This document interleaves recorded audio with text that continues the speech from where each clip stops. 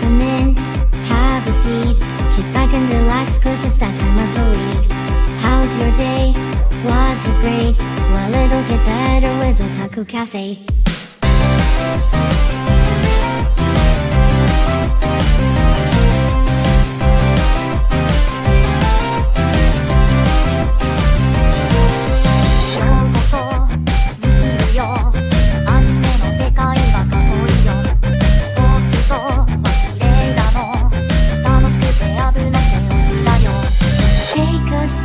Nostalgia, let the memories bloom.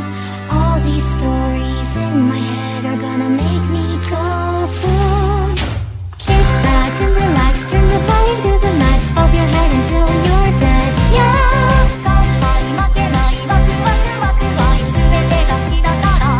Yeah. Kick back and relax, turn the volume to the max, bob your head until you're dead. Yeah.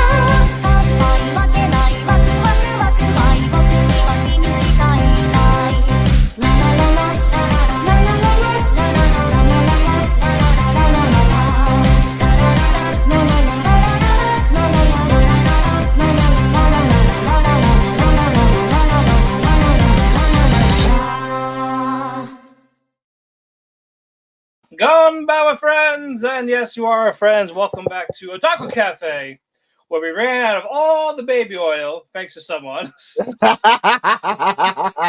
Oh no! So it's the we're going in dry episode. I don't like baby oil in porn. You know that? Like every time it smells. Oil, it smells awful. Like when you try to use it to like rub, like like for like massage oil type of thing. Yeah. It's the weird smell. But we got that. We got finales. Ethan's favorite girl is back. Psych. And a lot of gaslighting. Yup. All these episodes and more. I am Matt, your co-CEO and your head chef, and joined by other co-CEO and bartender, whatever you want to call him, your friend and mine. Even how you doing? The boys are back. I know, we haven't done it together in like 2 weeks. Three weeks, buddy. I literally thought that this morning as I was planning out my day, and I was like, oh yeah, I gotta because Matt tonight, and I was like, damn, it's been 3 weeks since I talked to him. I miss him. Yes. College kid, yep. That's right, Starman. With the Montauk jerseys. Oh god. Lacrosse, right? I believe so, yes. Of course. White equals lacrosse or football. I don't play lacrosse, but it's a Long Island thing. I know it is. I don't know the Long Island thing, but I mean, you're white and you're over 6 feet, so that would work. Yeah. I'm all right, man. I caught a fucking cold. I've been catching this cold for the better part of the week, and admittedly, I probably could have done more to starve it off. But I was like, no, let's just get fucking shit faced like I always do every weekend, and it finally caught up to me yesterday. So. Oh boy. But yeah, happy to be here after 3 weeks, and then we are almost done with the summer season. A couple more weeks. Crazy, I know. And then we are going to do, of course, have Chris and Starman for the awards and our top 10 and our watch list. And then you'll have Chris and Starman for an entire season, I think, depending on how this more or less certification goes. I'm gonna have to rotate between the two of them. Yeah, I don't know. I'm doing a lot of research on the certification, and it's quite peculiar, right? Because it's like the sooner I get it, obviously, the better. But like, it's twofold. A, it's a lot of fucking money. B, I found out, so for those who don't know, I'm in IT and I'm trying to be an official auditor. So I'm trying to get the CISA certification, Certified Information Security Auditor. And I found out that you have to have, like, for this cert as well as many other certs in the future that I want within IT, the higher the cert, it requires job experience, which is peculiar. So I'm 3 years in my auditing industry, and you need a minimum of 5 to actually be certified. So even if I take the test and pass the test, I'm not officially certified until I hit the 5-year mark in June of 26. Oh, that's gonna be. So I'm like, okay. And so I was talking to my brother-in-law. He's a senior IT tech, and he's like, it still gives you credibility if you take and pass the test. You'll basically be considered a certified associate where you have the credential. It just needs to be activated upon the 5-year mark. So, it's still worth it. But yeah, it's still like ridiculous, dude. Like looking at some of the stuff, it's like $800 for like the study guide. It's like study guide, study bank, like all the stuff Oh, for the Jesus. $800, dude. The book itself is only like 100 something, which is fine and dandy. I could get the book realistically from like Amazon or something, probably a little bit cheaper. But just the principle of the study guide after that is ridiculous. And then like the more it's adding up, the more it's like, oh, I should probably do like a boot camp. But the boot camps are like $2,000 to do. I'd have to take a week off of work to do the boot camp. So just weighing my options right now has been a little bit challenging. And so I try to keep that in mind as I'm trying to, facilitate my next moves, and then keeping the podcast in mind because I love doing the podcast. But I said I was going to take summer off because it's a light schedule for me. And I'm sorry, fall. It's a light schedule. That and usually busy with the football. And I'm busy with football. I can't say I'm busy with football, but I just enjoy watching football. But I'm saying but I'm not saying like you watch almost every game that you could. Yeah. So, but no, figure out where cafe ain't going anywhere, even if you gotta be like a part-time. Yeah, I'm gonna have to. I'm asking for leave, boss. Can I have some leave? You're a co-CEO. You can. I can do what the fuck I want. Just don't make sex toy named after our coworkers, and we're fine. Oh my god. No resigning, no racial or homophobic remarks, and everything else is fair game here at the cafe. Yes. Maybe we'll hire one more, and then Starman can have a dub corner. So you can cover dub anime. So it'll be a pretty lonely corner. No, there you go. Yeah, like I would monitor it. Well, I would mod it, but they can talk. It'll be their little dub corner. So there you go, Starman. You could have. My job's supposed to pay for those. It's a catch-22 with that because it's like, they do offer financial support once you pass the test, but to the same degree, depending on if they pay an absorbent amount of money, maybe I'm required to stay with them, and that's the whole principle of me wanting to get the certification. So I had to leave my options open so I can move elsewhere. So that's something to weigh in mind. And no leave, Ethan. Thank you. I appreciate the support. Yeah, that's how my coworker feels about me. Got it. No. I would hate to see you leave, but I guess it's more of those. You gotta do what you gotta do. But I know we're not going anywhere. You can come back anytime. I appreciate it. I will keep the ship afloat until I get too busy or I die. Hopefully neither. Not yet. A couple of years maybe. We'll see. Yeah. Let's get to a couple of news. A few things happened. The manga Hokkaido Gals is officially done. It finished September 11th. Well, that's somber. Yep. But 119 chapters ended on its 5th anniversary. Did he smash? I don't fucking know. I don't read it. Mm. They're probably together. That's all I can say about that. You probably got some kisus. Yeah. Probably. Bye Bye Earth is getting a season 2 for 2025. It was announced after the finale aired last week. Mm. Girls Band Cry is getting a 2-part movie compilation, much like Bocchi the Rock. So if that goes well, we might see a season 2 in the future. Ooh. I'm okay with that. Now, if only they would fucking give us the season 1 for free and not on the pirate side. Yeah, I know. Or pay on Amazon. No, we're not doing that. No. Shoshimin, what we're going to talk about later after the season 1 ended. We also got announced for a season 2 for spring 2025. Chris, and I quote, "Why?" Yes. Why? Konosuba for season 3. They're having an OVA in production. So cannot wait for that. Indeed. The web manga Curio Fan Club is getting a live action drama and an anime at the same time. Ooh. So looks like that one it's a comedy, slice of life ordeal. No release date yet. And all these announcements happen at Aniplex Online Fest. Solo Level in Season 2 is official for Winter 25. Woo! And during the compilation movie in November, they're going to reveal the first 2 episodes of season 2 there. Okay, Demon Slayer. So there you go for that. I cannot wait for it. Indeed. Issues aside, I did enjoy it, especially the action scenes because those are fucking great. That whole fucking series was great. I've learned when it comes to series like that, give it a 4 because it only has room to improve. You hope. Yep. But that's the But case. the stuff that it was the focus on, they excelled at those. 5-star shit. Yep. The Fragrant Flower Blooms with Dignity is getting a TV anime. This looks gorgeous. Yes, this is Acme Sailor Uniform type animation. This is Same gorgeous. studio, Cloverworks. It's a drama/romance. I cannot wait for that. Add to the list. If I already did, once I saw the TV preview, like, yep, we're doing it. Yep. I'm getting married to the girl I hate in my class. It's official for winter 25. Yep. Detective Doctor is also getting a promo for 2025. So we got that one. The webtoon, Dark Moon, The Blood Altar, which is a reverse harem vampire, is getting a TV adaptation.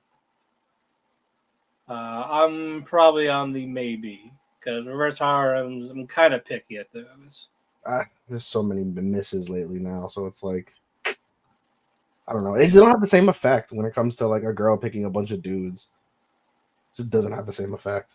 Yep, he's said a huge recommend for the flower one. Yep, we will get to that. Indeed. Whenever it comes out. Indeed. May I ask for one final thing? Is getting a TV anime for 2025. I was like, you guys, whatever you want. What do you want? Well, she wants to kill her husband for abuse. Hey, it's real life. It's real shit. Yep. So there's no season released yet, but I'm definitely gonna watch that. It's an action comedy romance, so we'll see what happens. Let's see. Shaft produces Virgin Punk, an original anime series. Looks like it's going to be like a 3-part thing. I don't know if it's going to be like a movie type series or actual TV type. But the first installment is called Clockwork Girl. So far it does look nice. Second huge recommend. But second huge recommend according to Chris. Yep. Unless he's talking about something else. Because this is an original, so probably something else. Mm-hmm. So probably the Ask Final thing, whatever it is. Let us see here. Al Noah Zero Blu-ray bundles new episodes. Oh, I didn't watch that series, but they're gonna add an extra episode in there. And finally, Studio Eclypse, the people that are gonna do the fan-made Berserk for Black Swordsman arc that wanted to redo that because that awful CGI got a cease and desist. So they're dropping the project. We were supposed to get it in summer 2025. Now we don't get it at all. Nope. We cannot have a good Berserk adaptation. It's their IP to do nothing with, to sit there and do nothing with. Isn't one of those that like to do it right, it would be too much money and it's too grotesque to do? Too much money, the right studio, and that would have to be like near perfect. Yeah, like I just feel like Berserk. I've never having only seen strips of Berserk and not having read it, but having like seen some of the absurdity there. I gotta think like that's gotta be like a special combination of something to get that project like the way that it should be. But it seems like it's just never gonna happen at this point of our lives. Just stick to the manga, and you can watch the older series. It's insane. Like, I remember the first time I ever came across a Berserk manga in a bookstore. Right, hardcover, giant ass thing. I flipped through it, and I felt like I was like reading the Devil's Bible. I was like, "What the fuck is this?" It's nuts, but honestly, I'm not surprised this happened as soon as they made a Patreon. asking for money for it, and like, oh, you're making money off it, even though they gotta pay for the animators and all that. Trailer for it didn't look bad. It's like, okay, this is an improvement. I want to see what they do because I'm sure they love the source material and they want to give it the love it deserves. Or to the best of their abilities. They're also afraid of touching the lost children. Nothing involving children here. That's why they're not gonna make any more. They don't want to continue. Shaking my head. Shaking our heads indeed. But that's it for the news. We have some shows to talk about. Ethan, go ahead. Yeah, buddy. We'll start off with my usual one, Slime, because it's always a perpetual disappointment. Chris covered Slime last week, right? He covered everything that you are watching. Okay, cool. So basically, right, Slime this week, actually, it wasn't that disappointing of an episode. It was kind of silly, though. Like, basically, we get the beginning of the, what's it called? The martial arts tournament, and the winner basically gets to be named as the fourth person in Rimaru's cabinet. They call it the Elite Four, and basically that's Shion, Benimaru, who the fuck is the third person? I'm forgetting the third person. Damn it, who is that third person? I don't know who it is. You tell me. Son of a bitch, somebody important. Clearly. I don't know, maybe I'll flip through the names and find out who the fuck that person is. 1 second. Slime.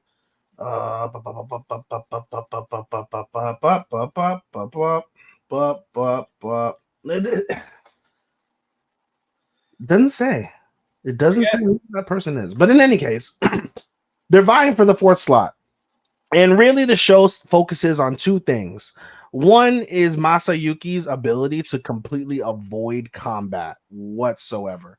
And the second thing is Gabata's rise through the tournament. And when it's all said and done, the final ends up being Masayuki, who has not swung his sword once because of his charisma, and Gabata because he's been absolutely lucky, just point blank lucky.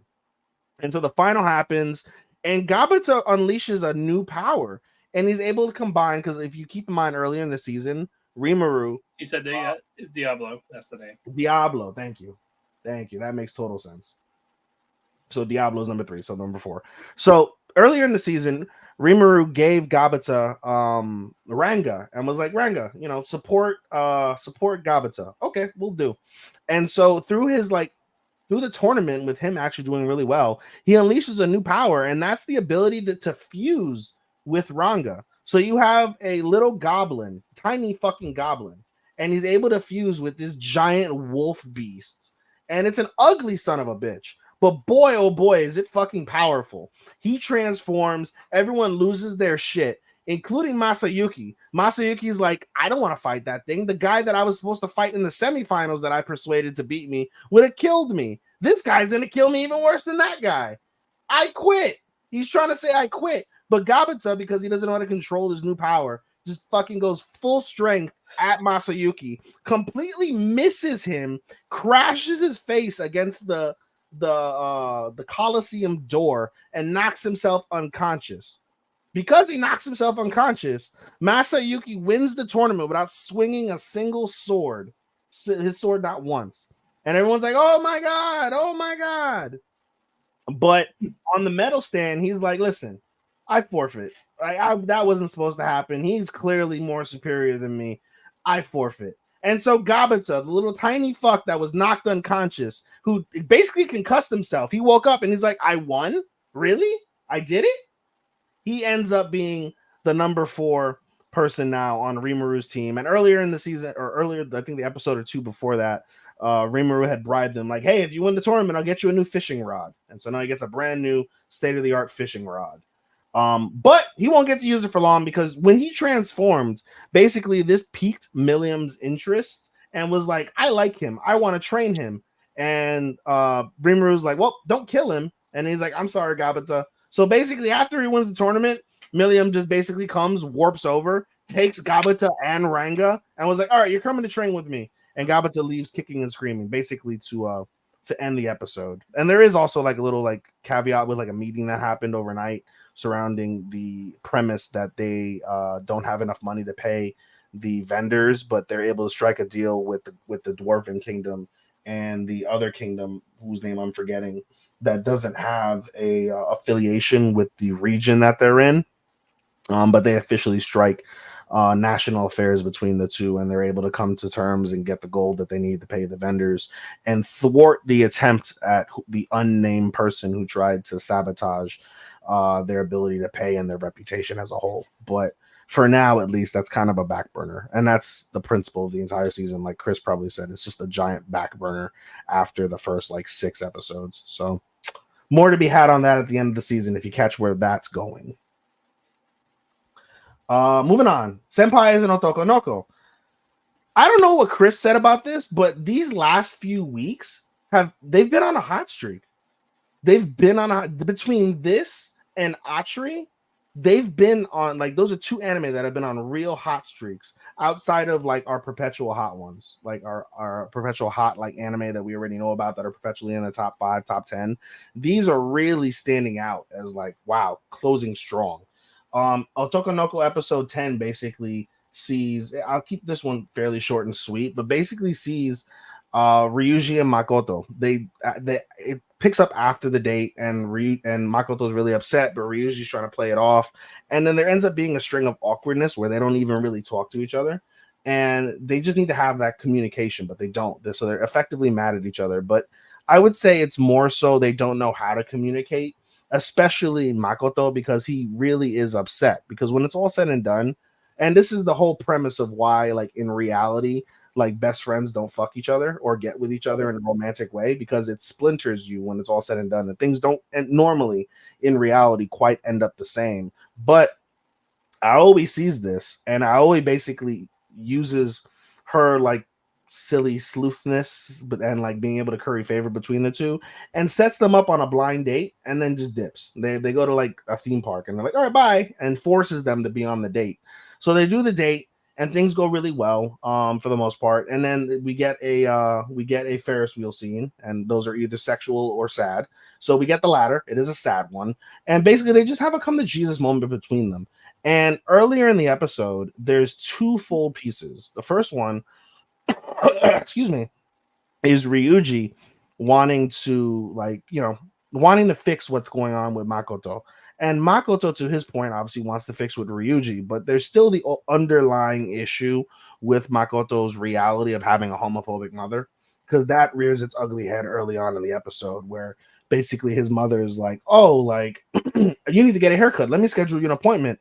And Makoto kind of has a little outburst, and he's like, I want to cut my hair when I want to cut my hair. I'll do it. Don't worry about it. And his mother is like, okay, you're a growing boy. You know, you're almost 18. Okay, you should be able to do those things as a man. No problem. And she goes off. But then when she goes around the corner and closes the door, she just literally thinks back to, I guess they're angling that there was a previous person in her life that turned out like gay or cross-dressed or trans or something. And she basically reiterates, she's like, I have to get through my head, Makato's not that boy. He's not going to be like that person. Right. And obviously it's said in a negative connotation. But the principle of that description is that Makoto wants to start embracing his reality. Like, I'm a boy. I like cute things. I like to dress up as a girl. I like long hair. Like, I like pink. I love the color pink. Like, he's really embracing the gay in him. Like, he's basically gay. I don't know why he just doesn't come out and say gay, but I'm not on that level. So I can't really speculate. But from seeing that, I'm just like, dude, just come out as gay and everything will be fine. And, just move away from your mom because she's a cunt and things will be better. But well, it's got to graduate first. Yeah, I guess. And I mentioned this in the past. It's like we don't see the father in this episode, but the principle of like the whole dynamic of having like supportive male figure, homophobic female figure. The discrepancy between the two is literally light and day. So it's like how they do that. But in any case, I'm sidetracking from that. As we continue on, they have the discussion, they have a tearful conversation, and they're just like, I want to be your friend again, I want to have lunch with you again. And they both come to the agreement that they want to change their lives for the better. They want to embrace who they are. Ryuji wants to embrace that he likes Makoto. He wants to embrace that it's okay for a male to like another male in a romantic way. And Makoto, for his part, basically wants to embrace his sexuality. He wants to embrace the cute, the girly, the pink, the long hair, the feminism, the dresses. He wants to basically be out. And so they're both basically agreed to be friends with each other again and take these progressive steps so they can both live their truths, whatever those truths end up being now and in the future. So that was nice. And then as we continue on, um, basically the second part, it's really a sad part too. Um, Aoi, by chance, meets her mother. Basically, she's hanging out by a tree thinking about her mom, and her mom coincidentally is at there. She's hanging out by a tree by a shrine, and the mother's at the shrine, and she's wishing and tugging on the bell, like, I want to meet my daughter, I want to meet my daughter. And then Aoi realizes it's her mother. She falls off the tree in shock, and they both look at each other, and they're like, Mom, Aoi, is that you? And they have a nice reunion, right? They have a very nice reunion. They talk. She gets her officially, and she goes home and tells her grandmother. And her grandmother's like, "Don't see that woman. You're not allowed to see her. You're not allowed to go visit her. Have lunch. You're not allowed to do anything. Do not associate with her." And Aoi really gets upset by that, and so much so that she basically goes to Ryuji and Makoto at lunch the next day at school and was like, I don't know what to do. And they're both like, well, you want to see your mom? You want to love your mom? Your mom seems like a good person to you. Yeah. Okay. Well, then just do it. Just do it. And so she meets up with her mom. They have I guess lunch, you could say, or dinner. They have dinner at like a confectionery. So there's a lot of sweets and all that stuff. And this is after her grandmother the night before was like, you're coming home at an earlier time, or you're coming home at the same time. Do not come home late. She ignores it, has a good time. She, whatever. And then I always like, hey, come in the house, let's talk to grandma. And she's like, no, I don't want to start any drama, it's fine, just we'll have that conversation as it comes along, and I miss you and I love you, we'll talk later. So she goes inside the house, and the grandma's like, I told you not to go out, da da da da. And Aoi, for her part, has her like teenage outbursts, and it was like, I don't understand, you're not telling me why she's such a bad person. All she's wanted to do is see me and love me and take care of me. She says that she's on the right path, da da da da, whatever the case is, right? And the episode ends with her grandmother slyly saying, "You're right, Aoi. You're a growing girl. If this is what you want, that's fine. Can you give me your phone? I want to talk to your mother. I want to have a conversation with her." And so she hands her the phone to end the episode. Realistically, I feel like she's just gonna smash the phone or delete the phone number, but that's more to be had in Thursday's episode to find out whether she I does thought that was gonna be a short and sweet. Sorry, I said that was long on the time. Sorry, I went on because it's getting good, dude. It's getting good. I just want to see Granny pick up the phone like, "Yo, daughter, you're grounded." They just, bro, I'm waiting for it. It's gonna be some bullshit with the phone. There's no way she's gonna call. This show is not what's the word, preconceived for her to just call and be like, everything's cool. Yeah, let's have a conversation. No, it's gonna be some bullshit. Like, I don't want you talking to that woman. She abandoned you. She called me a bitch fucking 13 years ago when I questioned something, and she walked out on your life. It's full of drama, mommy issues, as they say. And last but not least, the penultimate episode of Days with My Stepsister. This one won't be short. I'm sorry, never is, but it won't be short. Basically, we start off with the parent-teacher conferences, and basically Saki's mom is the one that's gonna go, and Saki's mom ends up like falling asleep because she's tired. She works overnights, so Saki goes to actually fetch her mom because she's like, I'll be there on time, but she's like, I know my mom. So she goes, fetches them for her, and the first one is Yuda's conference, and Yuda basically says, like, oh, your son is a great son, like he has his pick of the litter, whatever college you want to go to, you've got my approval. I will sign your document. I will write you a letter to, like, what's called a recommendation letter, whatever you want to do, right? And then the teacher looks at Yuda's mom or stepmom and was like, you did a great job raising your child. And that automatically throws Saki's mom to like through a loop. And she's stammering. She's like, she doesn't know how to respond. And Yuda basically says, I really appreciate my mother. She's done a lot for me. And, she really like makes sure that I'm on the right path, and she makes me happy. right? Basically summarized it for her so her mom didn't have to speak. And then after the conference is over, she is elated. She is ecstatic, bro. Just like hugging on him, like, what do you want for dinner? You can have whatever you want. I will cook it. I will buy it. You don't know what it means to me. Like, she's genuinely overcome with like happy emotion. And then we get over to Saki's press conference or teacher conference. And that one is a little bit more, I guess, a little bit more serious from that perspective.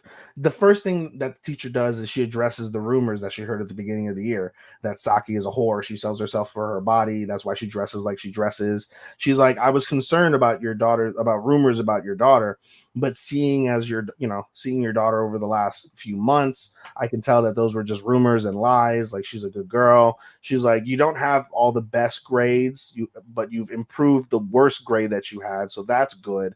And she's like, I would say, if you continue the work that you're on, the path you're leading on now, you'll be able to get into whatever school you want. And she's like, do you have any idea what school you want to go to? And she's like, somewhere cheap, where the tuition is low, but somewhere that is reputable enough where I'll have good job prospects when I graduate. And so what she does is she recommends the women's college, all women's college in Tokyo, right? And it's reputable, it's cheap because it's public. And coincidentally, that's the college that Shiori Senpai, her coworker and Yuta's coworker, goes to. So she goes the next day to a coincidentally open school like night or whatever. She sees Shiori. They have a conversation. Things are good, and then Shiori introduces Saki to a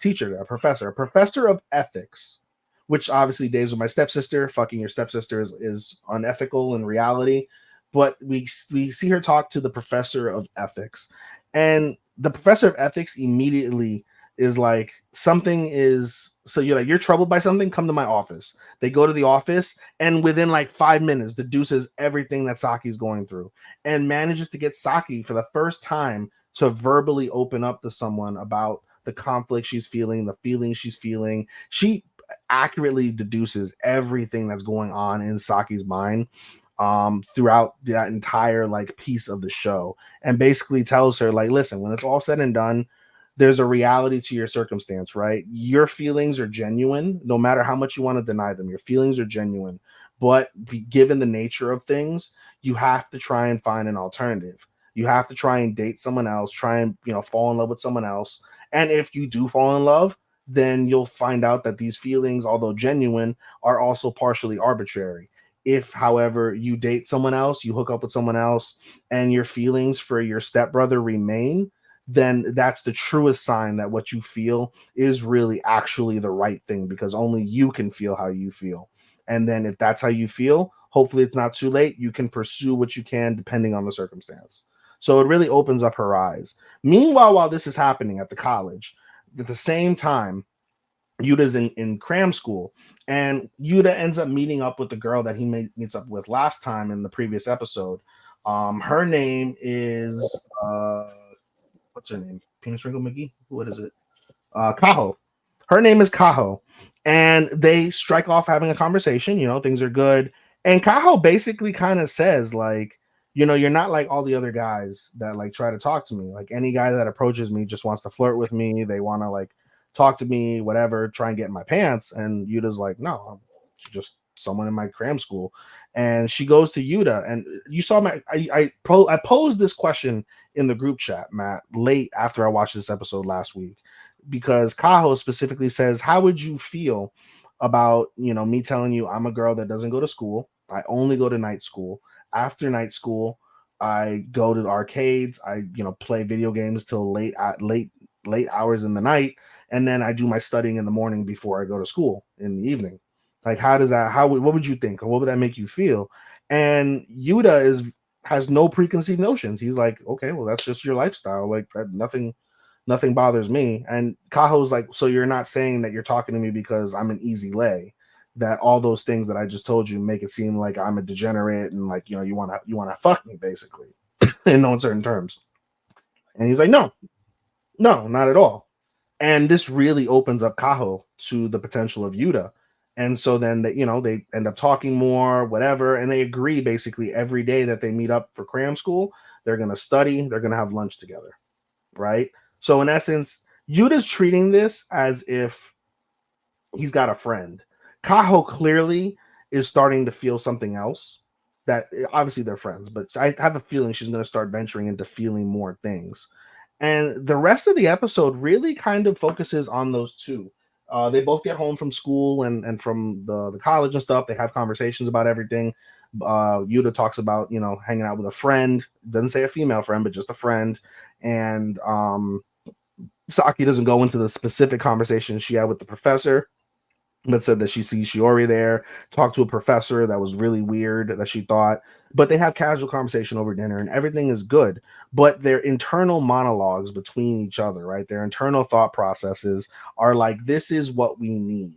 We need to have our own lives where we can come together and talk about them very briefly, but not very intimately.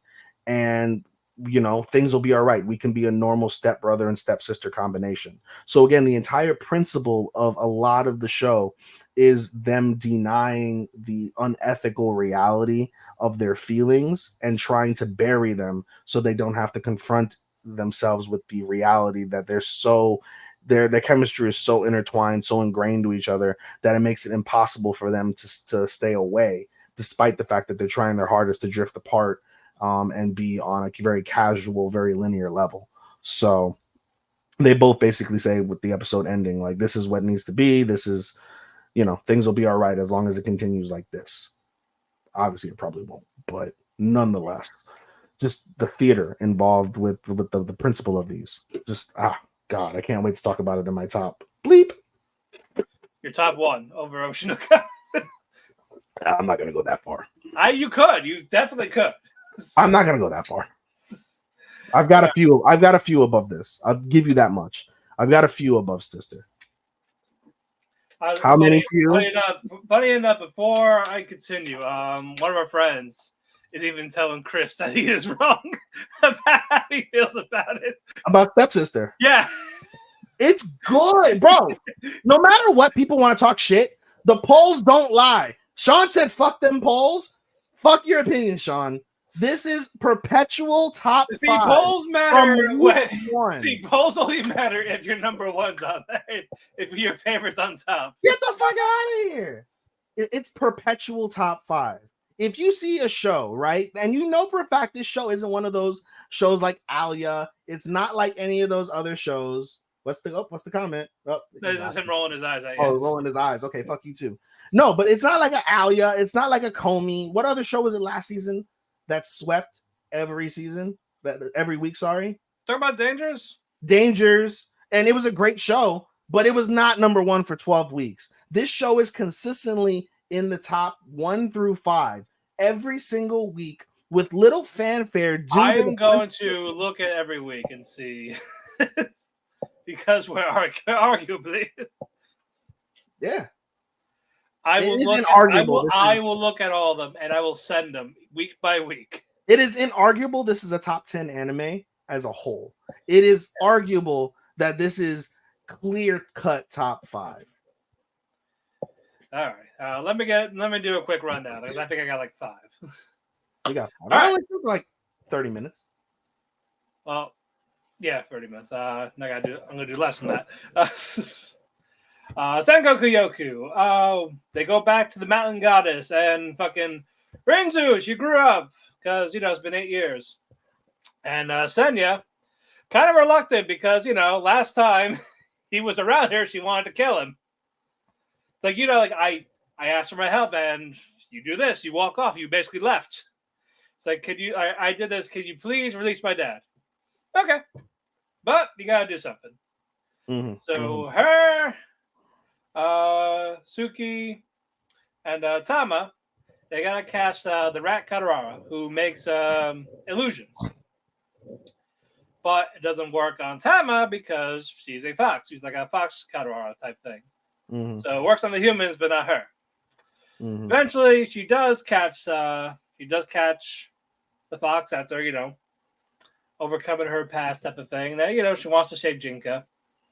It's going to happen eventually. Mm. So Senya, once that was done, Senya says, "All right, free my father, Junyun." And Malangara says, "Okay, but he has to leave his clan.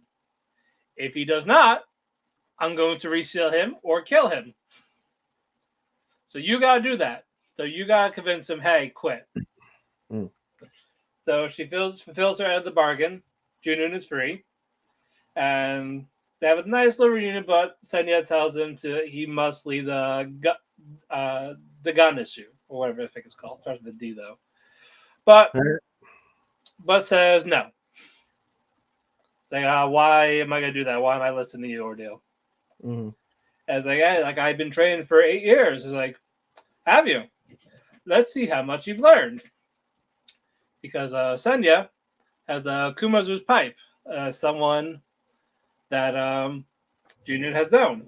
He's like, where'd you get that pipe? He's like, nope, I'm not going to give it to you. I'll give you the pipe, all right. The smoke pipe. But but basically, if Senya can fight him off while not losing the pipe, then he will leave the clan. But if he eats the shit out of it and takes the pipe, he ain't leaving.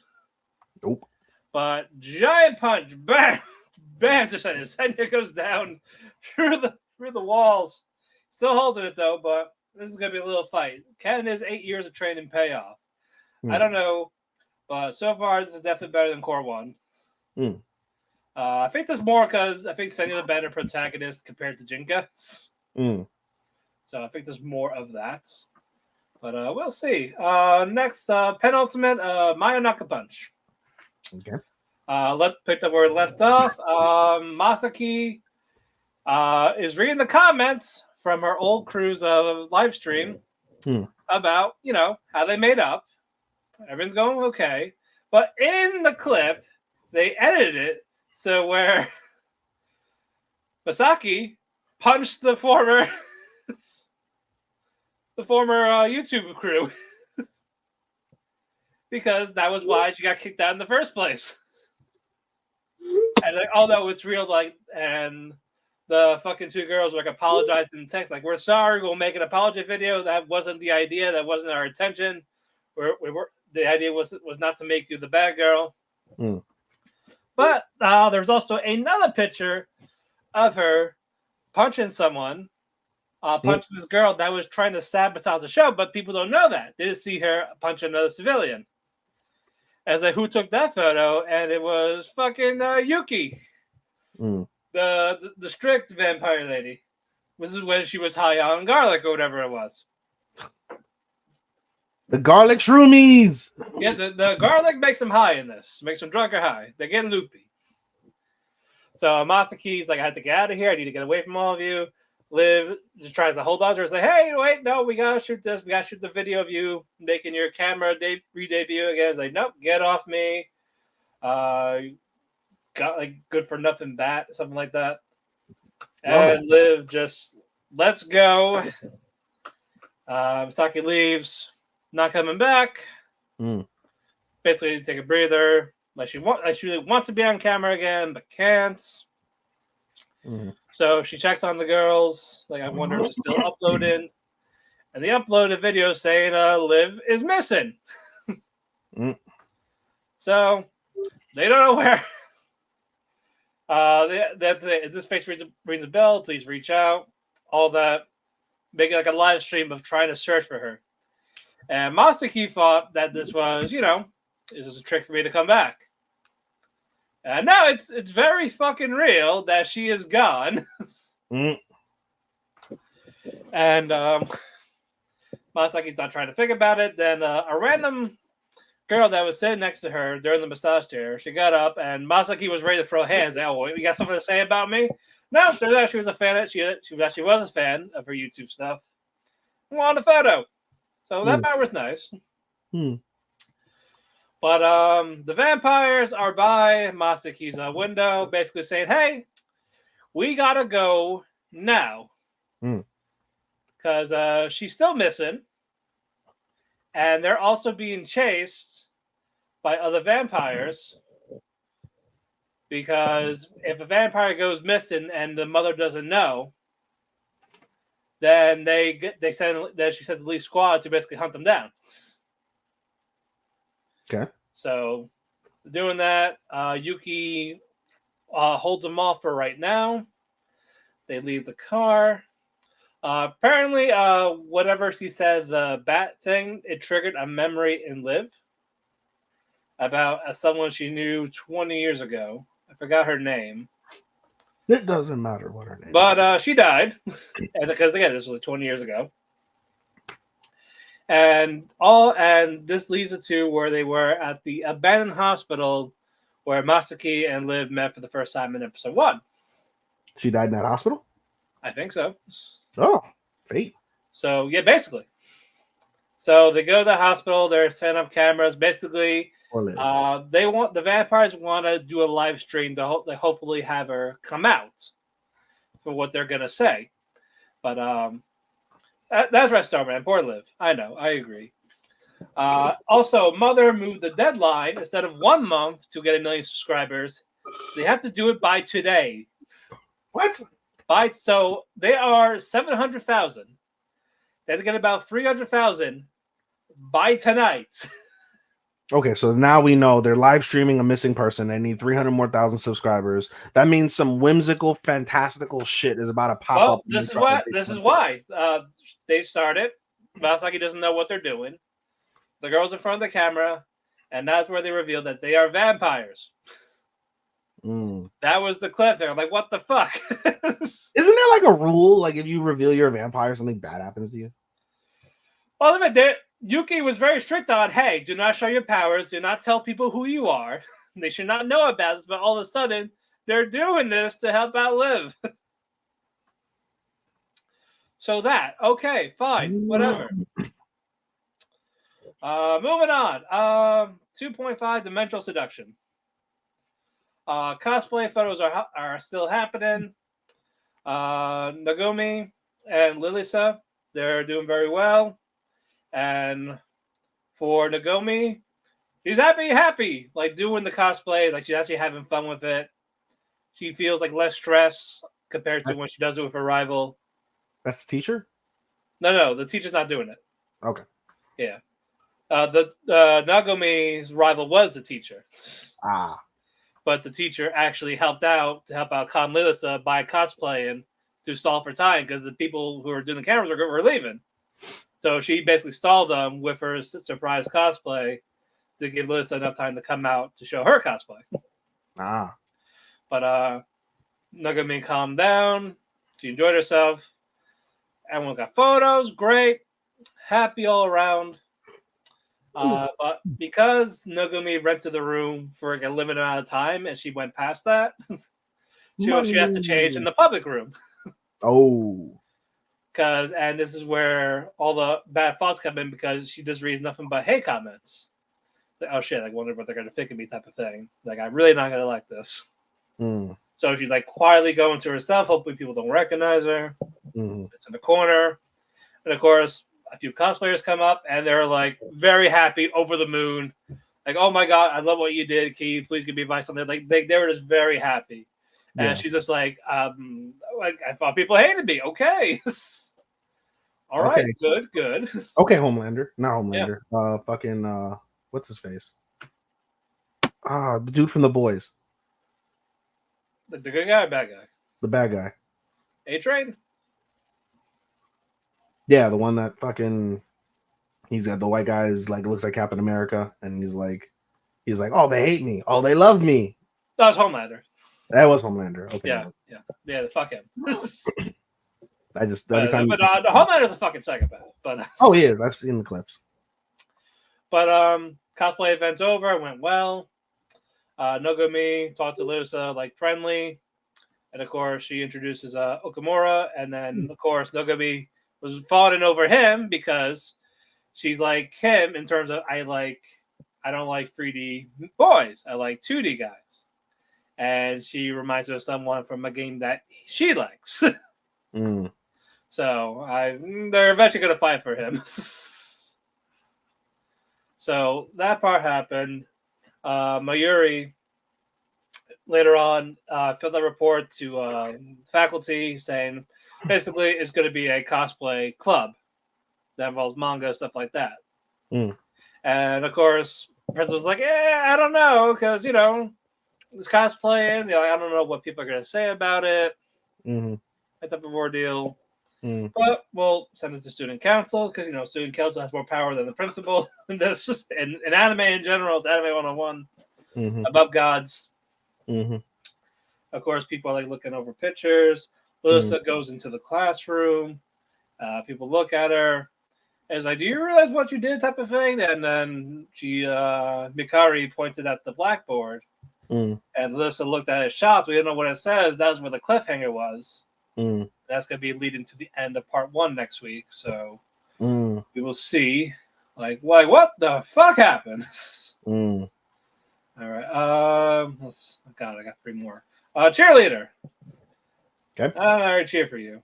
It was revealed that Mari was the one that sent the hateful comments to Pom Pom to give them the backlash that would cause them to fight. And she does not say why, but people heard, and Anna wanted to fucking roundhouse kick her. Like, if she saw her, like, if I see her again, I'm gonna fucking roundhouse kick that bitch. Do it. She almost did. The foot was right by her face when they eventually meet. Fucking do it. But more of it was jealousy with Mari because turns out the person who got injured in the flashback was not the girl in the wheelchair, but it was Mari. When Kanata landed on her. It was like, basically, she got jealous, like, why are things going well for you? Fuck you, type of thing. But she didn't really want that to happen at the same time, so she felt bad. So she goes to Megumi's house, goes to apologize to them, and to atone, like, wants to make it up to them. She wants to join Pom Poms, like helping out with cheers and all that, be more on routine. To do that, it looked like things were going well. And Mari wanted to see Kanata fly again. I'm sure that will happen. But it's not all roses, because the episode ended that Mari is gone. She moved away, never to be seen again. Oh no! So I'm like, what the fuck? Like, where'd she go? Oh no! So who knows? We don't know if she transferred out of guilt or just I'm being homeschooled. I don't know.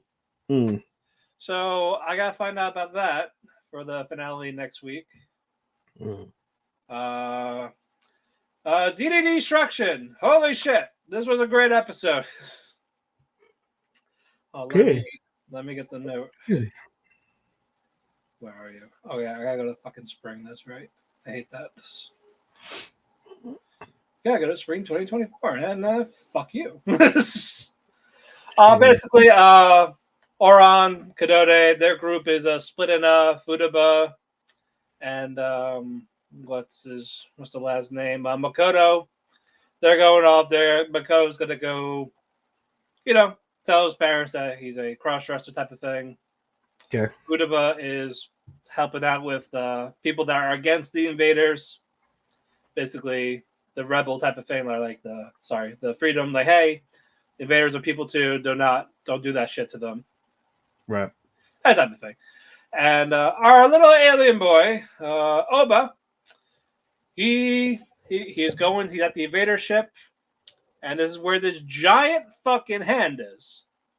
Because again, it's 15 minutes until the end of humanity.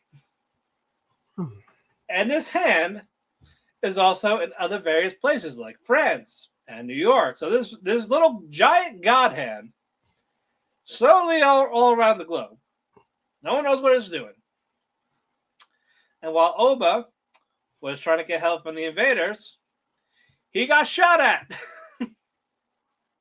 He got shot at by the guy that wanted to kill the invaders.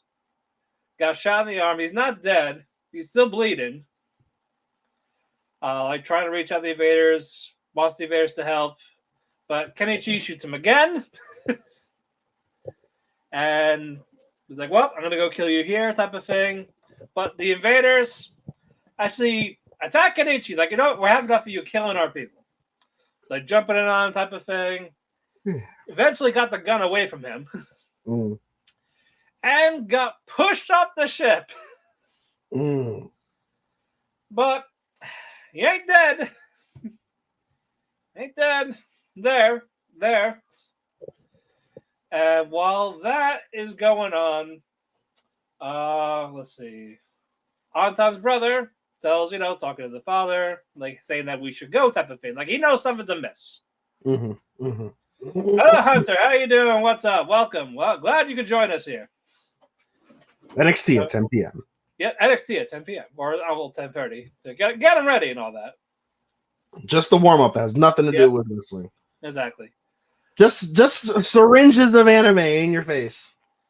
But while that is going on, the brother leaves Anton like a very sweet voicemail.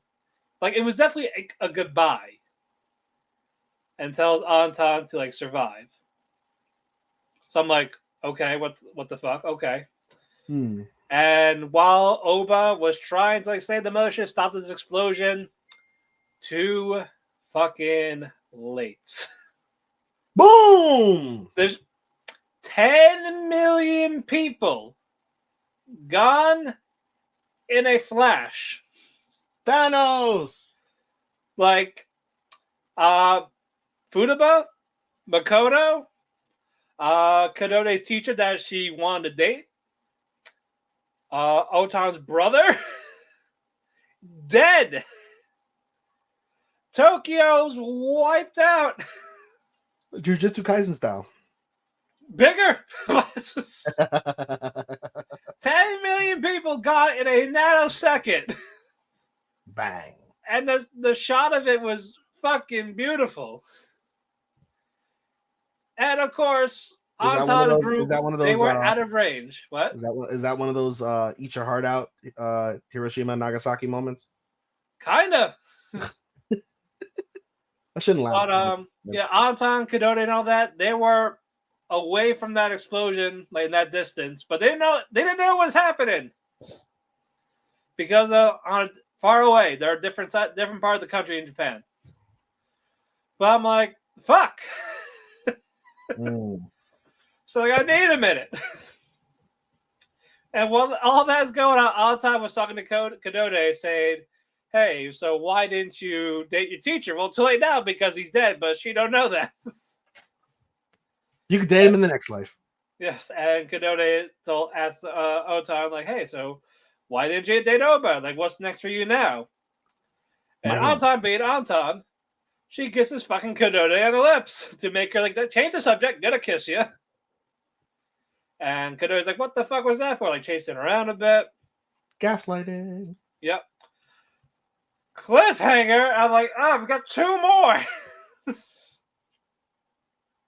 I love how in the span of like 2 months, it went from like, this is mid to this is fucking wild. Yeah, it went from nothing happened until we actually got to the main matter. It's fucking fantastic. Oh, shit. It's a shame it took 6 episodes to get there. Well, one of Matt's top 10s, ladies and gentlemen. It's climbing. It's up there. It's in the mentions now. Now one that's not going to make it, but I will give it a shout out. My next finale. My wife has no emotions. Basically, picked up where it left off. Takuma and Mina are at his parents' house.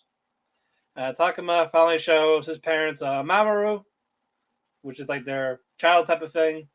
Explaining that like how basically there was no pre-program set on this thing, and they thought it was busted. No, it's something that learns on its own, acts on its own, like how the original model is not supposed to be. Because this Mamoru model type of thing is for the elderly, like monitor type of thing, talking to high volume, watching their health, letting them know when they go to bed and all that.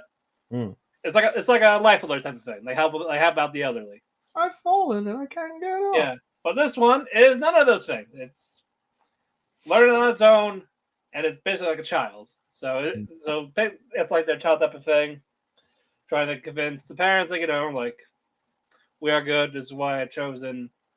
And the mother and father, they're cool with it, but what the mother doesn't like that basically that you're still technically her owner. So what she suggested is, why don't I be her owner? That way it's not like that type of thing between you two. That way you guys are just husband and wife. Mina made a couple of excuses, but the main thing was that if I transfer ownership to you, if it bad happens between Takuma and you, I have to choose you. Basically, don't let me separate from my husband. That type of thing. Because basically, if she's the owner, she gets priority. She comes first, no matter what happens to him. And she don't want that. She don't want that to happen to him. So the compromise was basically the mother would be the secondary owner in case anything happened to him, or if there was for some reason a hostile environment for Mina, she has a place to go to. So, okay, good compromise. That's fair. But meeting the family was a success. And of course, fucking Takuma's sister Akari missed the whole fucking thing because she was out. But it's like, wait, why are you here? Type of thing. And she's like, yeah, like, oh, like that means that's your kid. And basically, in her thoughts, I don't know what she was thinking, but get your mind out of the gutter ordeal. But since the mother liked Mamoru so much, she bought her own. But it's the actual model what it's supposed to do. Not how Mamoru was acting. So this what she called John, this deep voice, boring, no personality, none of that. And in her head, she's like, maybe this was a bad idea to buy that. I just want to be your servant. Why won't you? Basically, it's time for bed. You cannot be going like I'm fucking 40. I'm in my 40s. Wait, stop it. Get off my porch. Please. Yes, or this is too much sodium in this thing you're making. Like, fuck off! Yeah, basically. Like, let me fucking do this. Let me live. Yeah, exactly.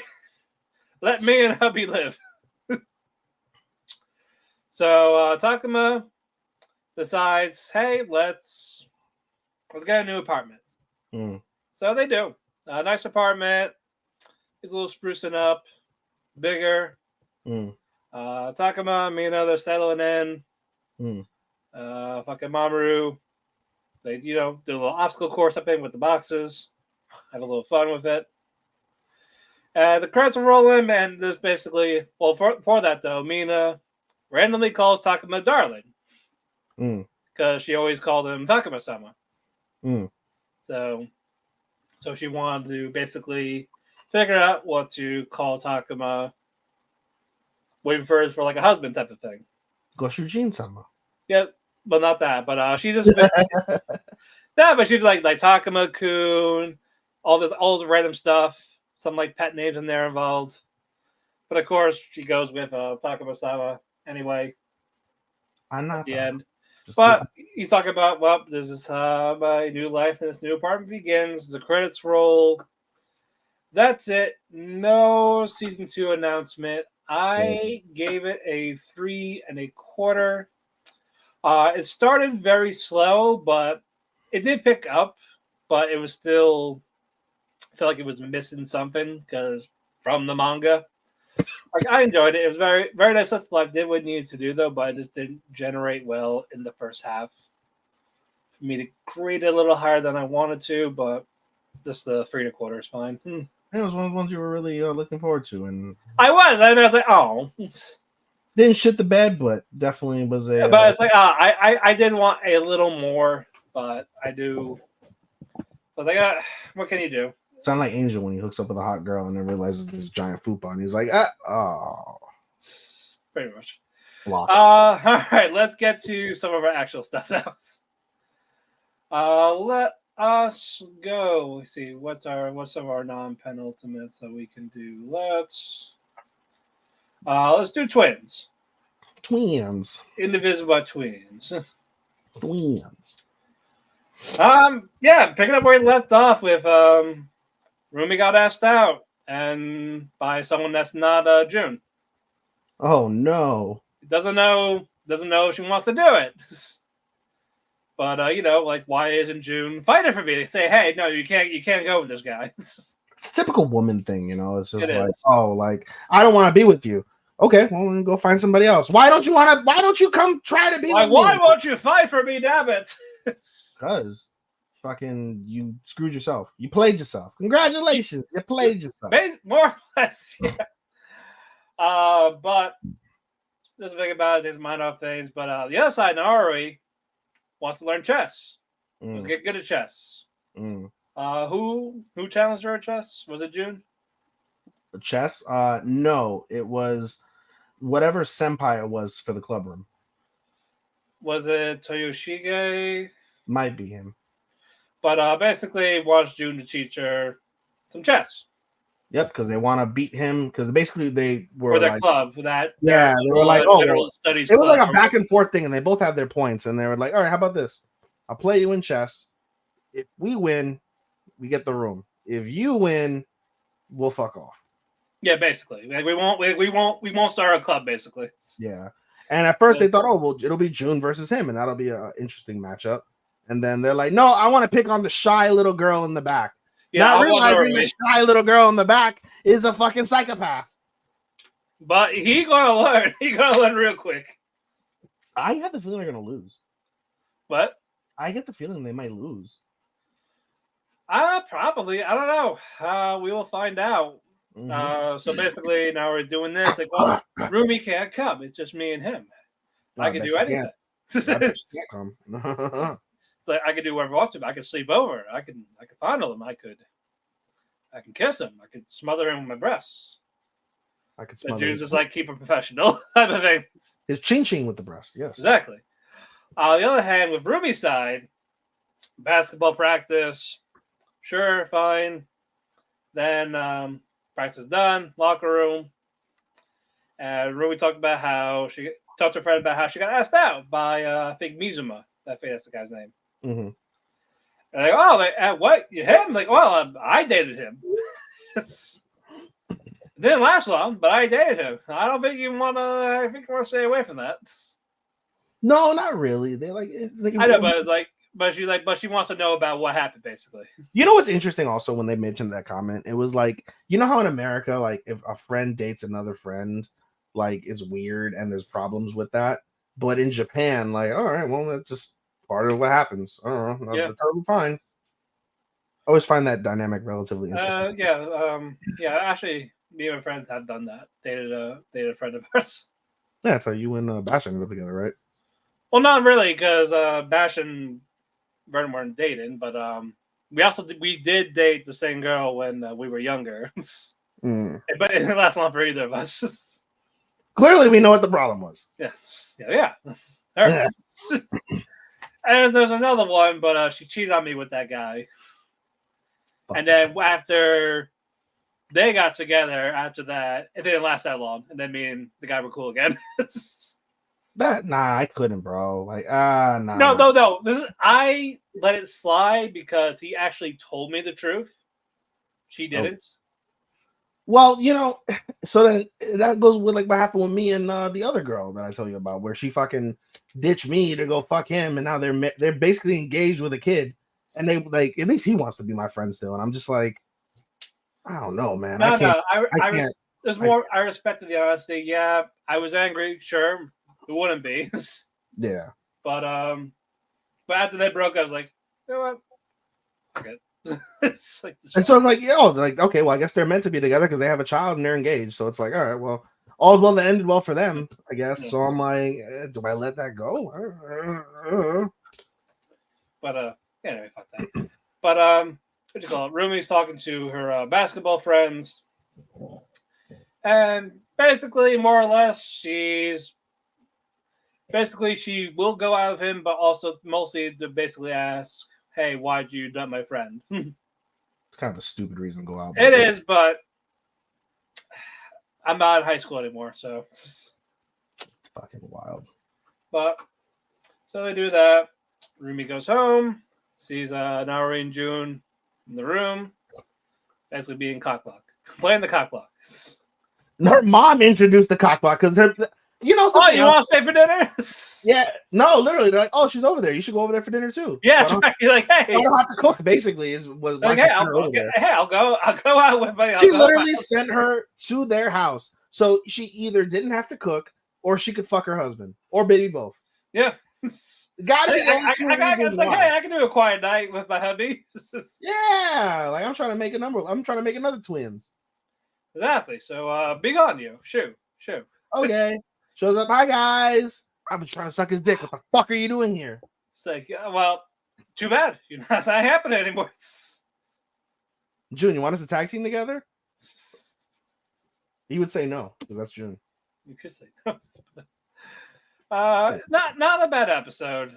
We got 2 more. I know the penultimate is tomorrow. Is it on track for your 13? No. No.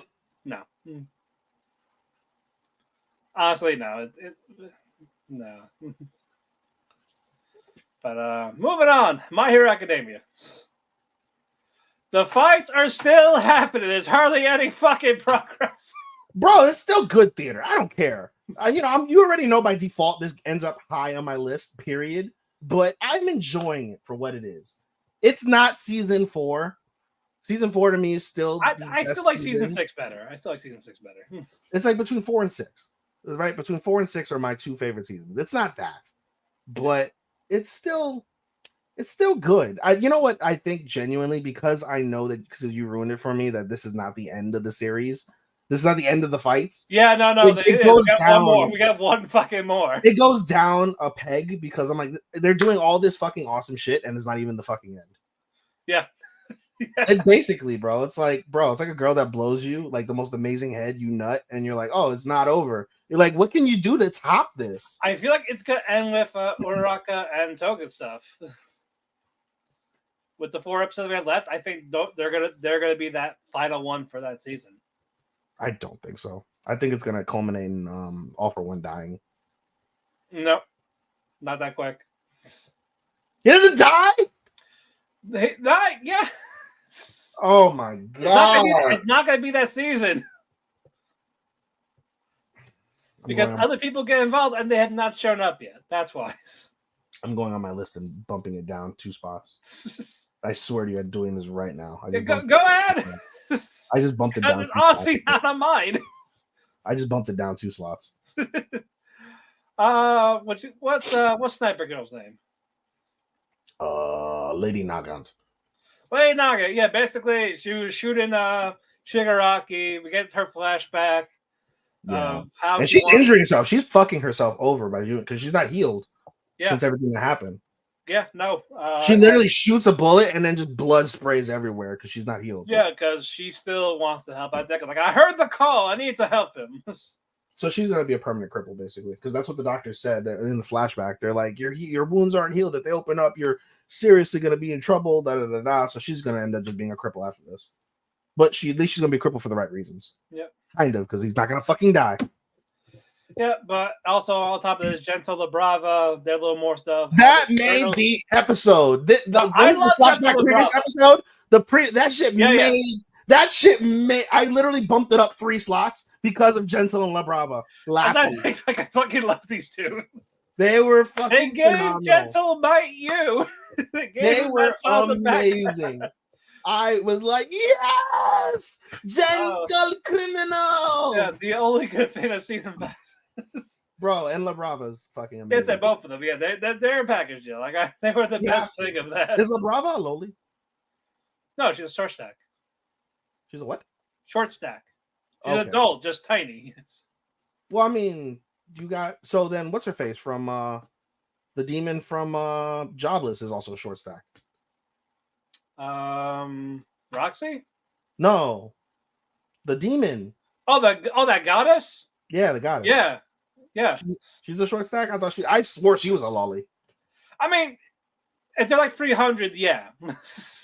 Okay, so if you're a 300-year-old type of fame, if you're above 250 years old, you're a lolly. Yeah, fucking La Brava's in her 20s. So is she in her 20s? Yeah. And she's fucking that old man. Yeah. He ain't that old. Hold on. Maybe. I don't know. I guess he. Yeah, you know what? Fuck the episode. We're talking about Gentle Criminal. It's all about Gentle Criminals. Because I wasn't here last week, and I was like, yes. Anyway, He's 40. And she's early 20s. No, she's 30 actually. Oh, No, I'm sorry. No, 22. The Final War arc. I'm sorry. She's 22. That would make him. because she had mentioned she had seen him in the past, and that's what fell in love with it. This is back season 5. Okay. I'm sorry. Final Appearance is the time gap. I'm sorry. So he's 32.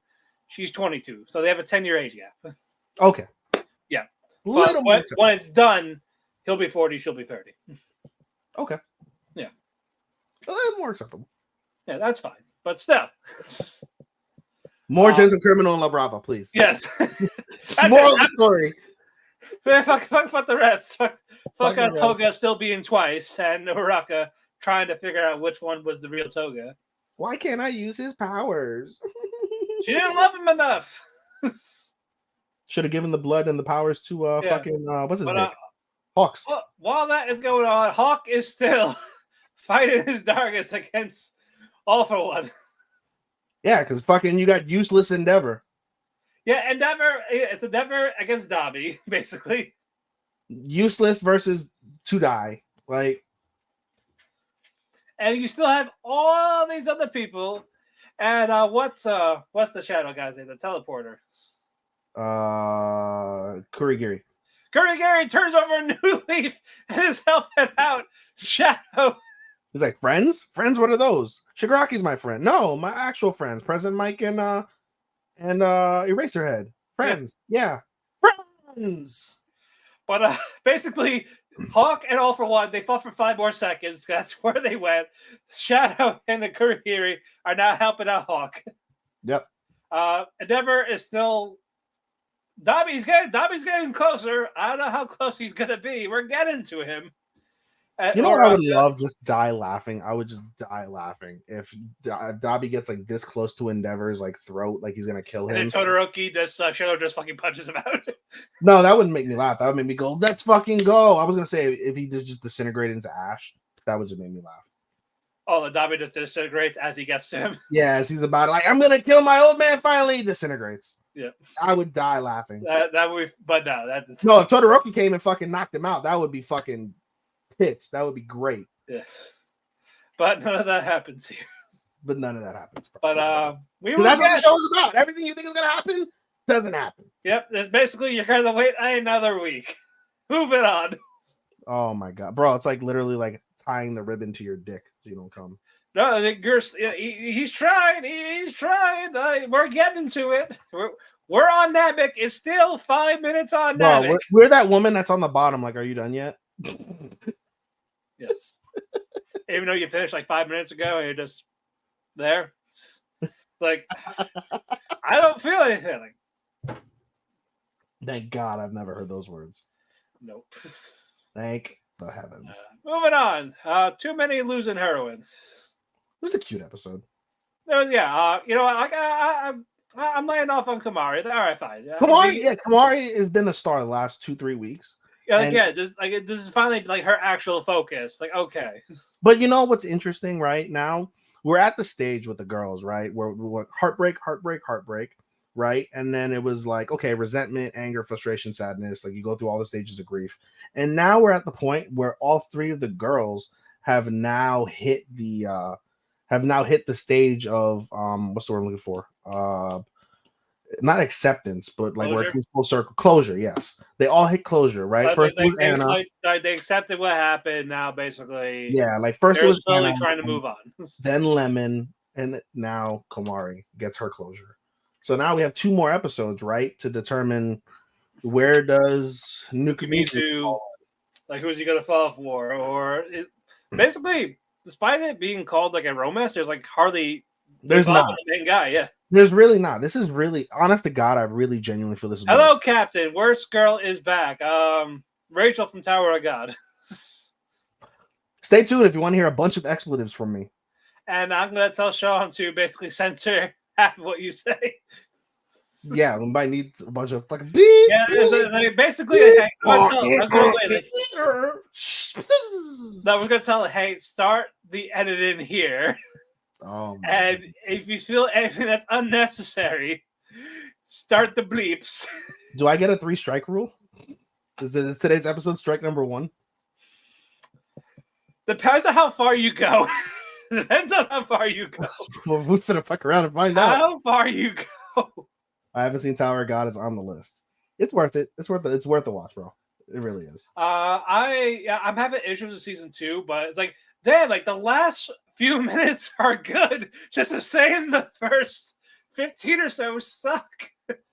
Not for all the episodes. We're I'm digressing. Anyway, we're back to we'll losing. get to that later. We'll get to We're back to losing heroines. So I mean, it's really more of a slice of life. I qualified this as slice of life more than anything. Yeah, I think our only yes, it was good. I told him about that. Yes. Yes. Eat shit, Chris and Starman. Eat it. Actually, I'm not gonna lie. I kind of laughed when Nukamitsu went to the hey, try call me Oni-chan. Oh yeah, and she's like and she's like, oh, that made a choke because of the question. And he eats, and he's like, what were they eating? Like a spicy ramen? Spicy ramen, yeah. Okay. Ramen. But no, she was cute, and I fucking also love Nukamitsu like bashing Anna's script for the. Oh, that was funny. I laughed at that. Like, yeah. I felt bad for the big buff racetrack guy. They're like, I can beat you 100.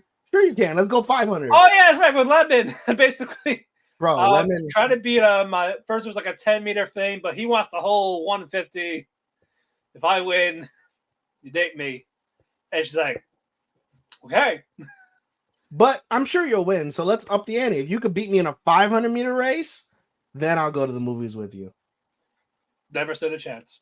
He didn't even make it across the finish line. He never stood a chance. He never even made it across. He was like in the halfway point, and he was already tired. Yeah, and he just collapses from exhaustion. And meanwhile, all the girls are like, oh my God, she's so hot. He's so hot. Yeah. And Lemon's just like, he's not my child. No, Lemon is totally someone that they would. But she's definitely Yuri bait. You think Lemon's Yuri bait? Oh yeah. The tomboy? Yeah, good looking tomboy. Yeah, people. And she just loves to be scantily clad. Oh yeah, no, they would fall for that shit. I fall for that shit. That's well, I prefer tomboys, but yeah. Oh yeah, exactly, 100%. Where were we with this? What else really happened except for those? At the end of the day, no, I mean, we got through all the funny parts, but in all seriousness, the episode really kind of closes off with Komari, and well, first it closes really with Nukamitsu and the female senpai, whose name I'm forgetting. Give me 2 seconds to find losing heroines. Yumiko, no. Yeah, excuse me, Kodo. Okay. Also liked Yumiko and Tiara's encounter, the Sunakatsu room. You must meow. Oh, that was funny. And then the teacher. That was also the Yuri bait. Like the teachers too. Yeah. Well, we knew about the nurse. Oh my God, the nurse is hilarious. We need to check her hard drive. Oh, bro. Like now. Bro, she's been filming students in school for God knows how long. That's what I'm saying. We need to check. Jesus Christ. It's full of child porn. It's full of it. Yeah. Yeah, it's just mostly like that. He's laying down on my nurse bed. Hey, you want to know about what's up with that stain? I could tell you. Stop it! This boy, when I was in here. No, shut the mouth and go to side. No, stop. And that's what they always do. Yes. But anyway, no, but in all seriousness, we see a conversation between Nukamitsu and Koto, and they basically have a conversation. And Koto in particular is really the more engaging of the two, where basically she questions how things would be different if Komari didn't find her bravery in that moment at the camp, and says, like, Komari put me and what's his face, whose name I'm forgetting, Tamaki Shintaro, right. She basically put us together because that's what him and I both wanted, but it wasn't going to be without Komari, in essence, sacrificing herself. And she questions, like, what if she never did that? Or like, what if I wasn't around, right? What if, like, if I wasn't around, then I'm pretty certain Shintaro probably would have gotten with Komari. Yeah, CEO because basically we're both we co-own the podcast, so that's our CEO thing. And that's Chef because I cook. I don't cook, So, yeah, but I drink a lot, and that's like my title in the cafe. Like I'm part of the staff as a co-boss and the chef of the cafe. I am co-boss bartender. Yes, and Chris is the waiter because he provides excellent service, as you know, Cap. But in any case, Right, continue.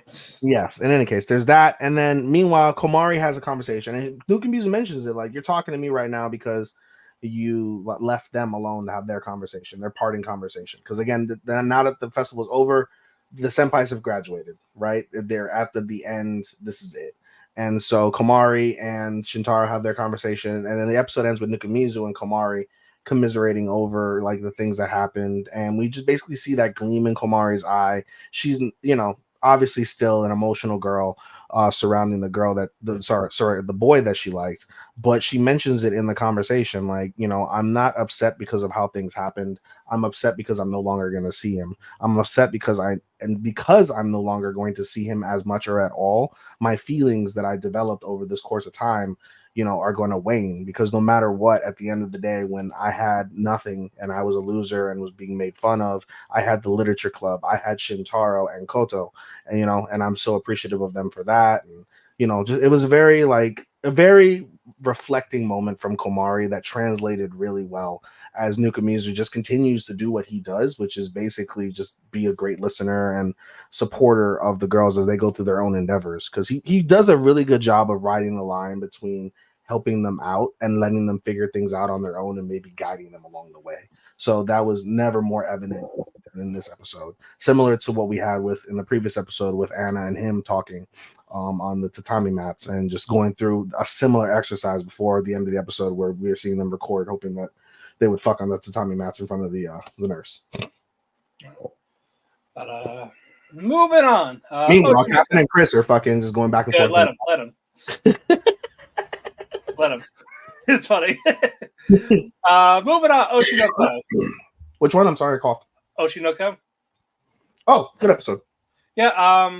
Aqua is talking to Taiki about the DNA test. Yep. And Daddy's dead. Yeah, basically, more or less, Daddy's dead. Or is it? Double suicide with the mother. Crazy.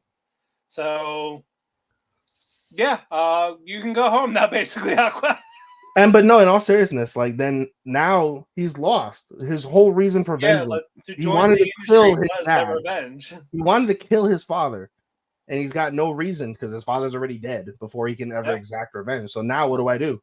Is it okay? It's okay to have a life. It's okay. That is like, what is that? Survivor's guilt, kind of like that's what it is. Right? Where basically it's like, is it okay for me to live? Like, is it okay for me to live like this? Can I live happy? Can I have a girlfriend? And can I make my own child? Things of that nature. And there's a very poignant moment where basically that star that he has, he's lost figuratively. He's lost the star of his life in I, and now he's lost the other star, the black star in his life, in his quest for revenge. And we see as he turns to the girls, Ruby, because basically, hey, I'm making eggs. You want some?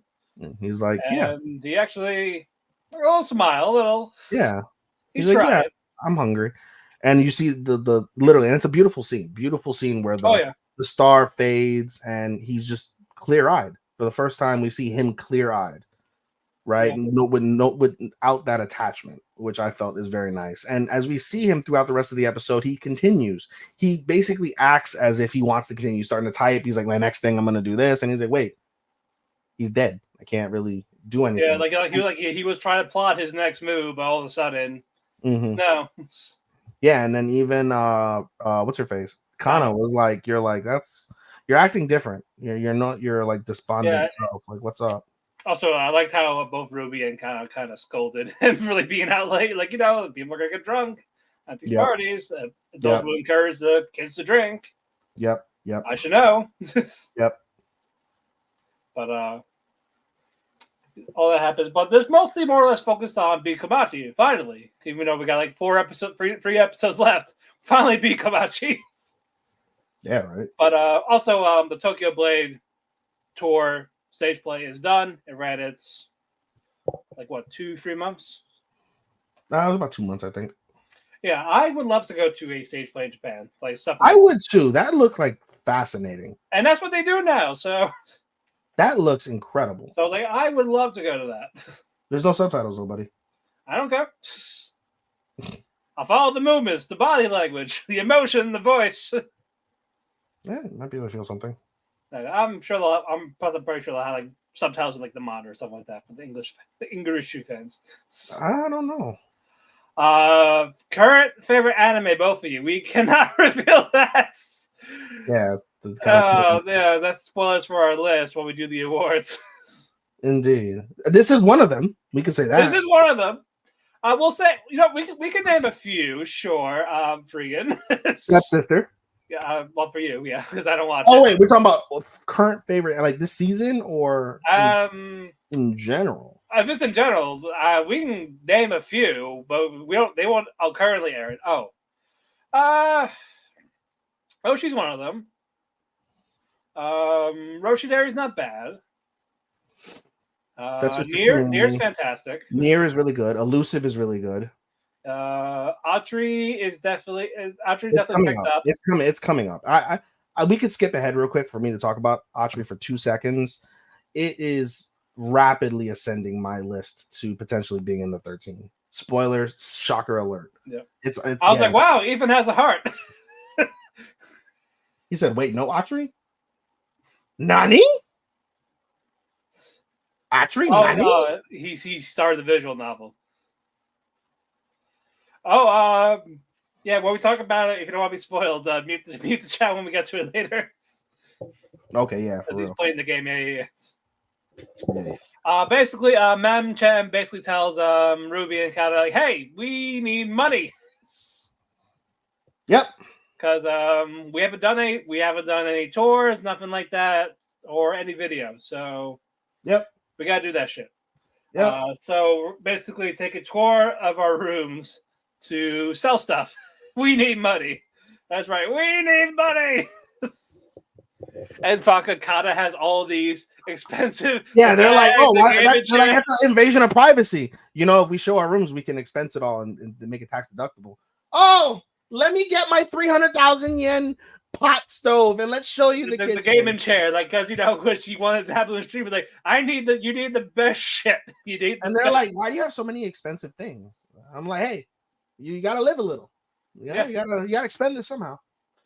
And then Ruby's like, oh wait, then we have an original thing going on, like original song, right? So it goes like, well, I was gonna make a surprise, but it's not finished yet. The guy doesn't know what to write about with it. Yeah, he's very stuck. And it's the guy that wrote the original Big Komachi songs. Yeah, he's basically, and they had alluded to it, and it was spot on without them even realizing.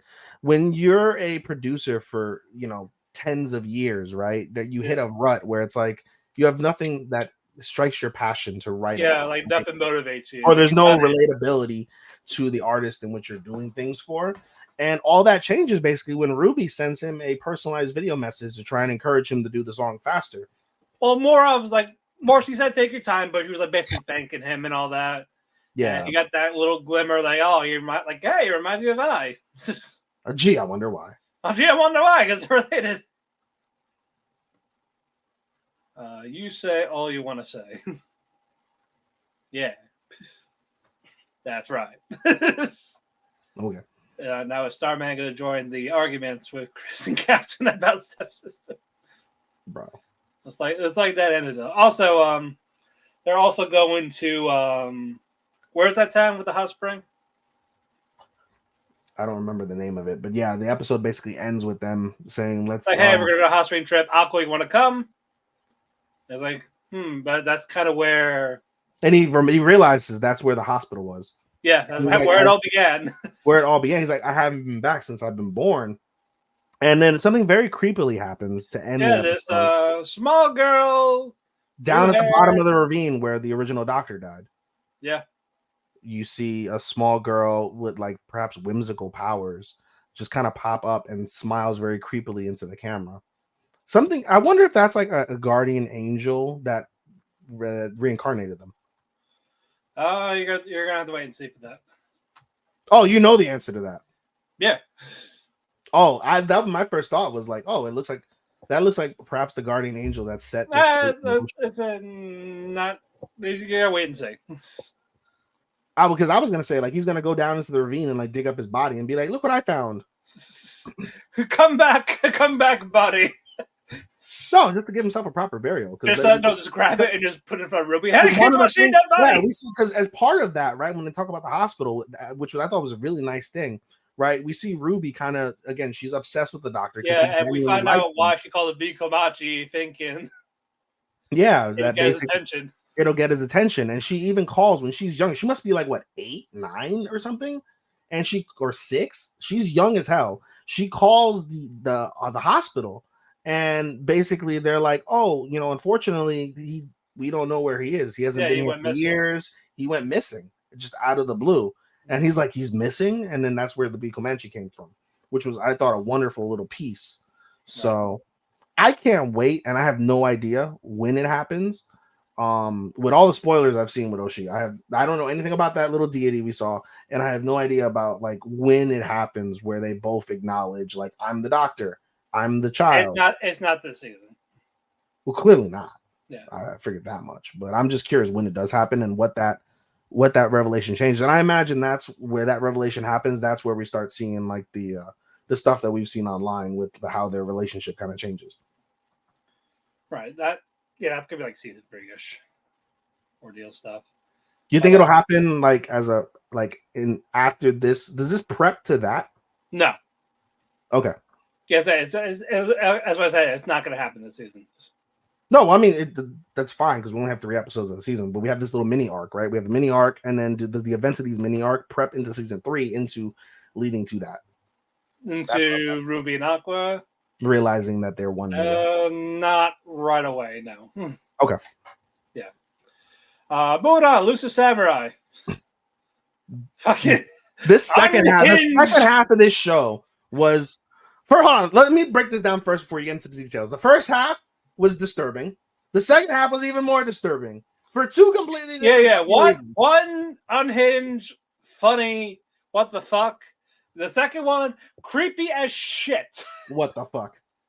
And basically, Yorishige tells Tokiyuki, like, hey, all right, I'm going to tell you what, I'm going to give it a download. What's going on here? My powers like to sometimes disappear. Yeah. So you gotta do, cook this eel, get this type of thing.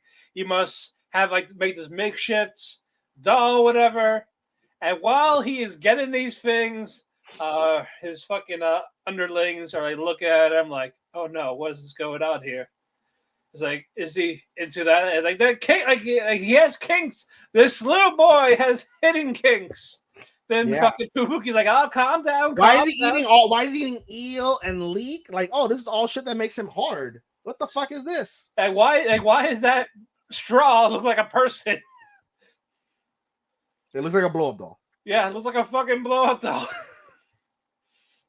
And Fubuki's like, oh no, this is all part of a strategy. Don't mind that. If he did have kinks, who cares? We're still gonna follow our lord. Yeah.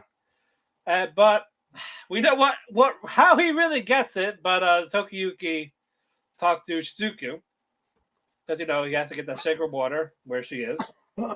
Yeah. Also, beautiful visuals with the spirits. Gorgeous visuals. They are definitely beautiful. Bro, the visuals. Let me pause for 2 seconds. The visuals this season between Elusive, Oshi, Wistoria, and even Shoshimin, which we'll get to later on, right?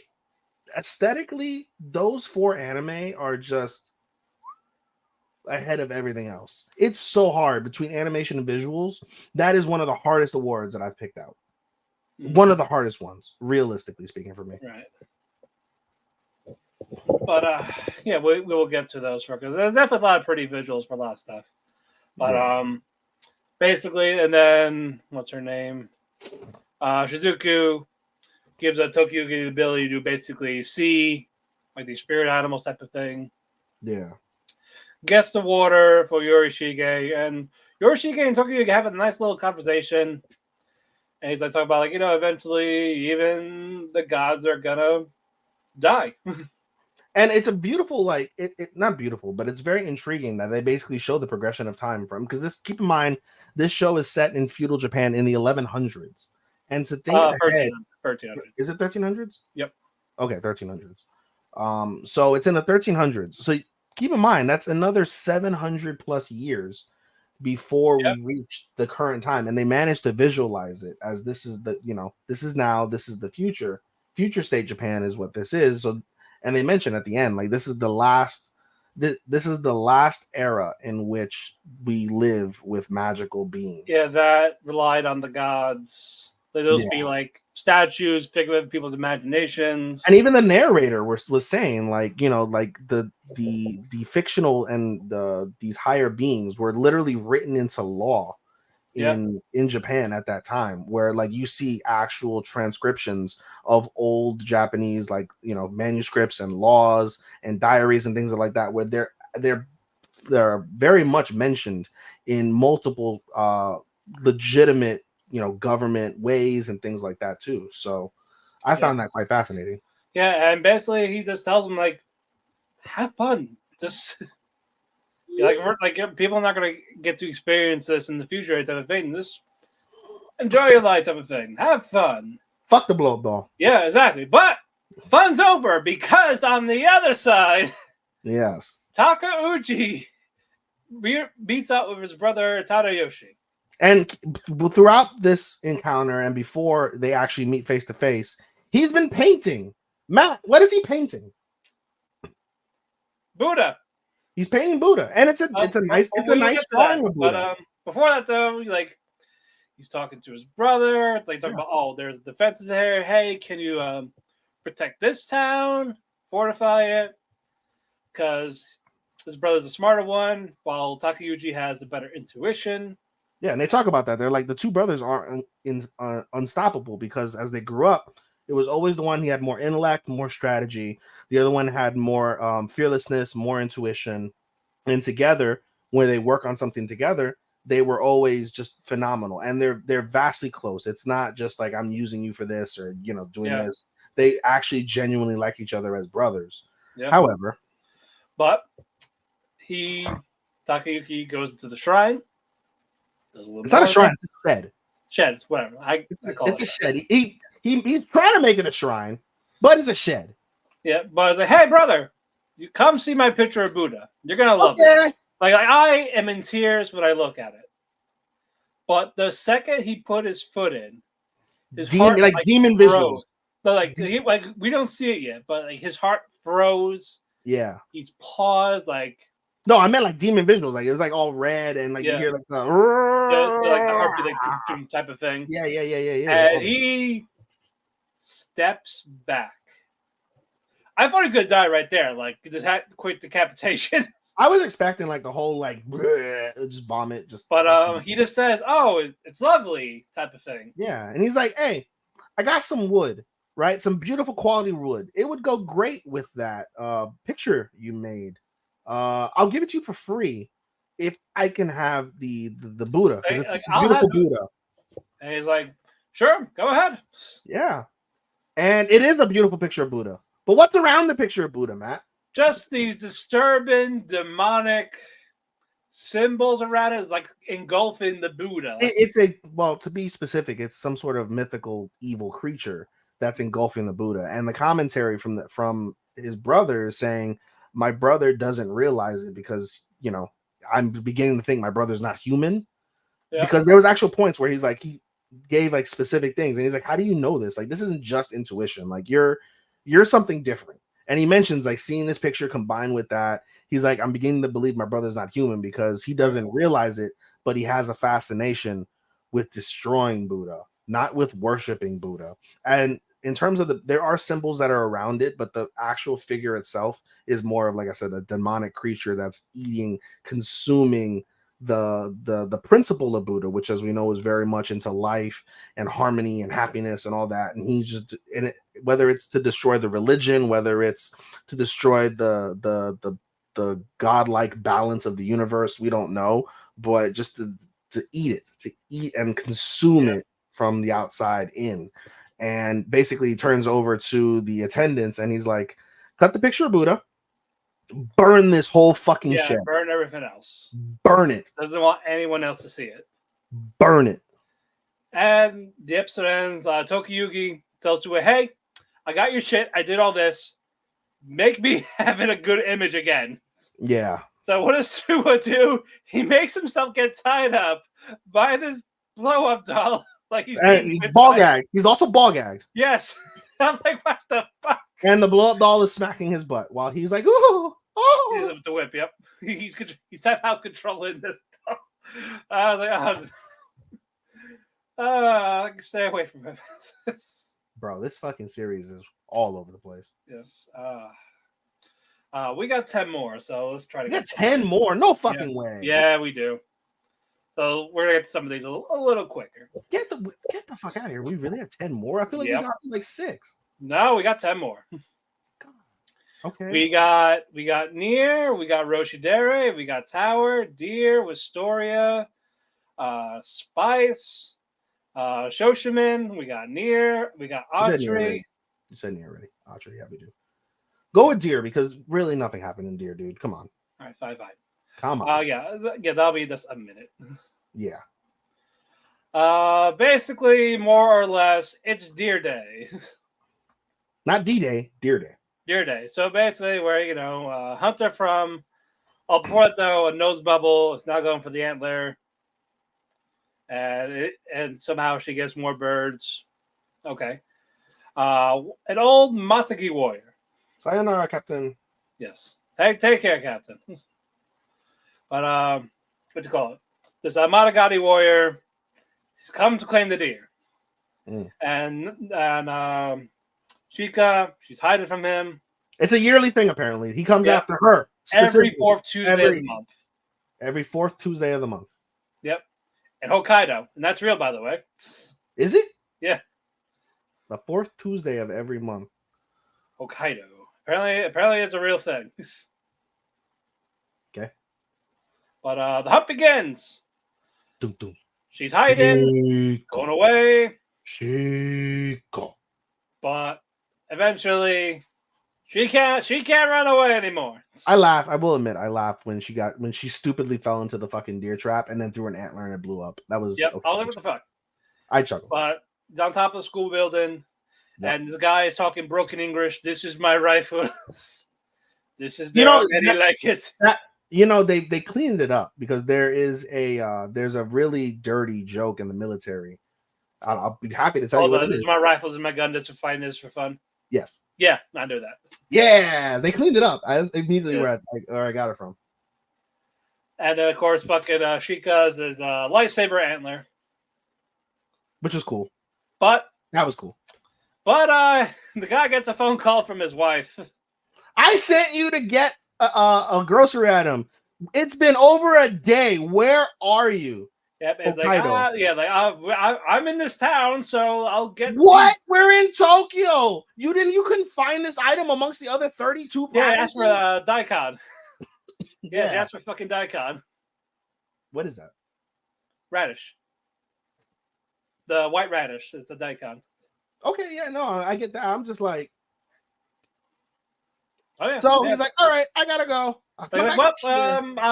They grow these special ones in this town. I'll pick it up.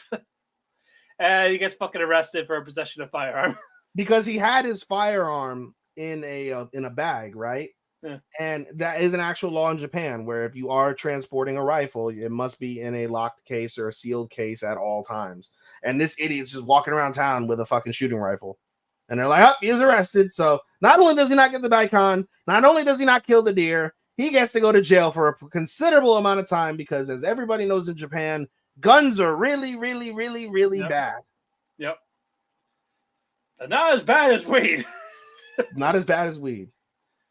Is it? The next part, Nokotan's tracksuit's ripped. So Koshitan helps her go buy another one, but plastic bottles, the arch nemesis. So she cannot go. So instead, she just has them all patched up. Koshitan says, you know what?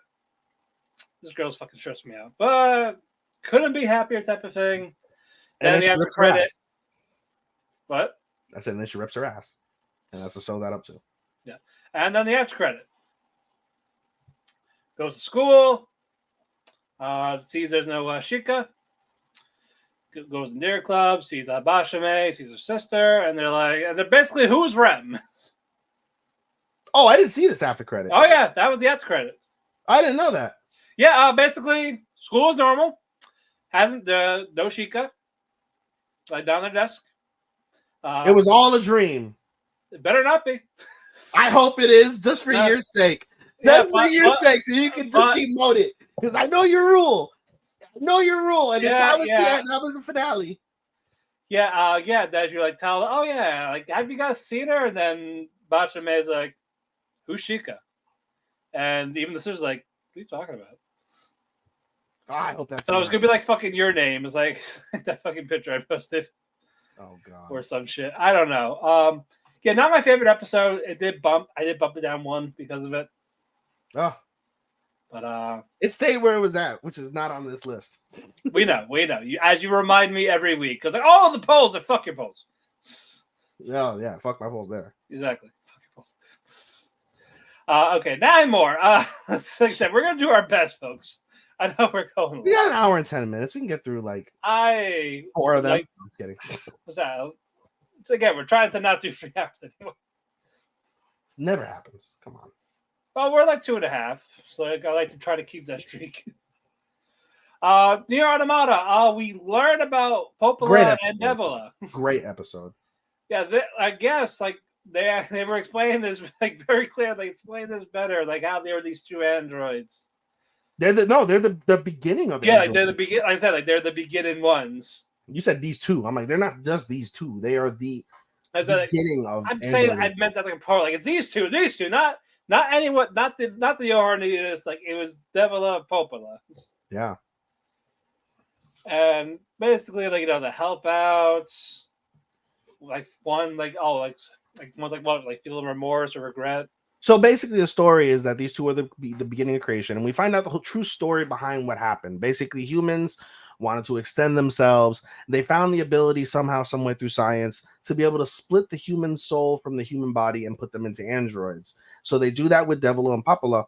And over the course of time, something goes awry with this experimentation project thing.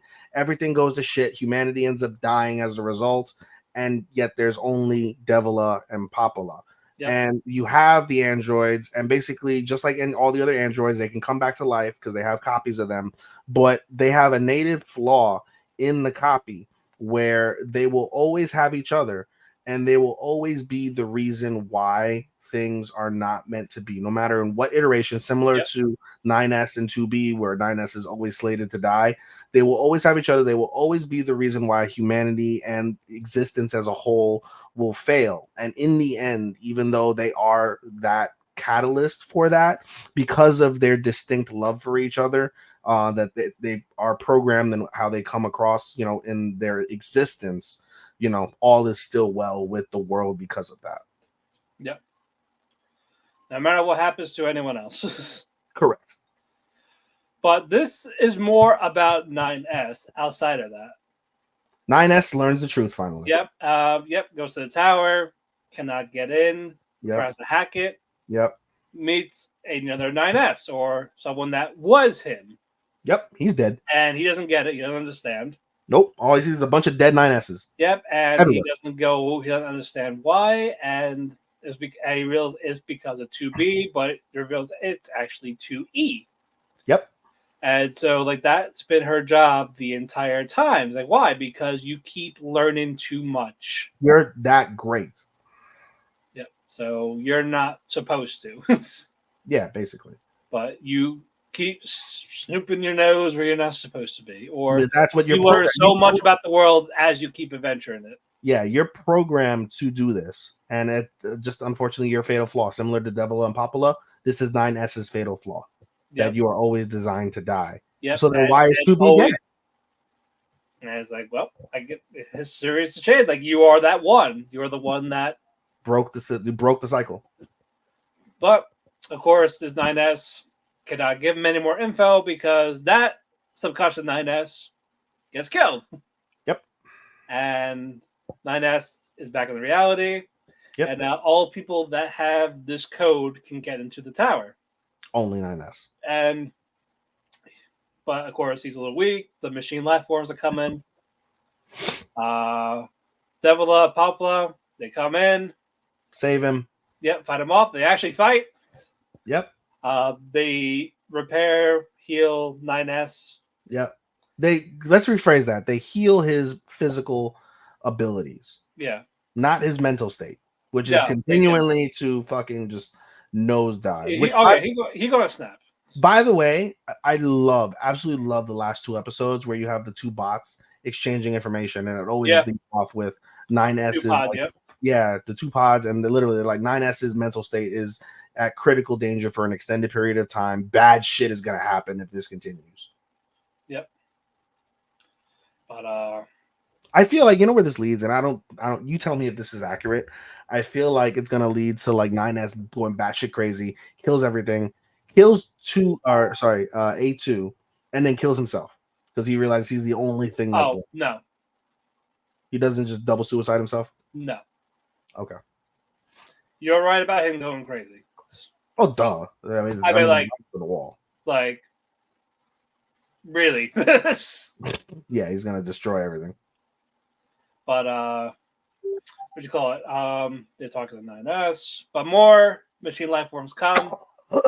But they tell him to go to the tower. But it closes in. Yep. And as he's trying to get out to get him, nope, cannot. Nope. So the door closes. Devila and Popola, they're found the machine life forms, but they actually die. Like, they actually get hurt up to the point where they die. And Popola asked Devila, can we finally get forgiveness? Nope. Are we finally forgiven? Nope. Nope. Even as their dying breath for life, that is it. Yep. But now 9S is in this tower alone. But where he will go batshit crazy and kill everything. I wouldn't say everything, but we will get to more of that because we got 2 more. This is high on my list. I'll say that. I don't mind too. High. But I'll just bring it home, and then I can probably make it higher. Moving on, Wistoria. There's another one that's high. Right. The first part was Will and Wignall, because Wignall opened up about Will, about what. Yeah, he's like, I'm a laggard, and he's like, what do you mean? And he basically gives the whole life story about how, like, in elfdom, basically the biggest piece is being able to use your illusion magic, not simply to create illusions, but to create matter from nothing. And he sucks at it. And he was never able to do that, and that's why they cast him aside. And no matter how hard he tried, he just couldn't do it. But as they show the flashback of him just constantly doing it, we see a shadow figure that ends up later on, we find out being Will.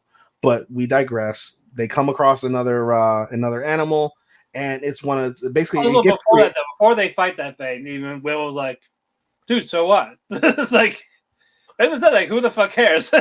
Yeah, he's like, oh, like, let's just go and make mistakes. Let's, learn. Let's continue to get better because that's all you can do. That's how people do get better. It's like, and he's like, you can't just go. Once you suck, you suck. He was very much into self-loathing this episode, and it was literally Will that brought him out. Yeah, because that was how the elves treated him, more or less.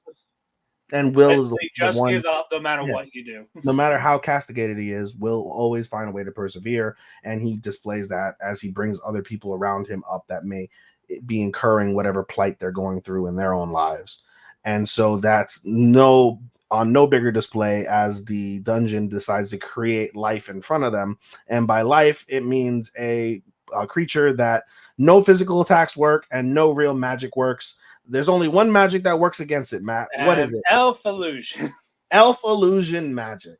So no bigger test than to do it right now. Or we die. Or we die, yeah. Yeah, and literally Wignall's like, no, we're gonna die. I can't do it. And Will is like, well, we'll die if you don't do anything. But he's like, I believe in fucking you. Kiki got involved, like, it reflected. Yeah. I love Hey, Kiki. like, hey, you gonna help You or know what we not? need? We need Animal of the Season. As What? an award. We need Animal of the Season as an award. If there was like multiple shows with animals that We got do stuff, Kiki. We got Sheikah. Who else we got? The cat that Chris and Sean absolutely hate. that animal deserves to fucking. That animal needs to fucking rot after everything I see with those clips. Yes. Jesus Christ. I guess King Shark for Suicide Squad. Yeah. That's 3 though. That's not enough. As the top 3, you can pick something out of it.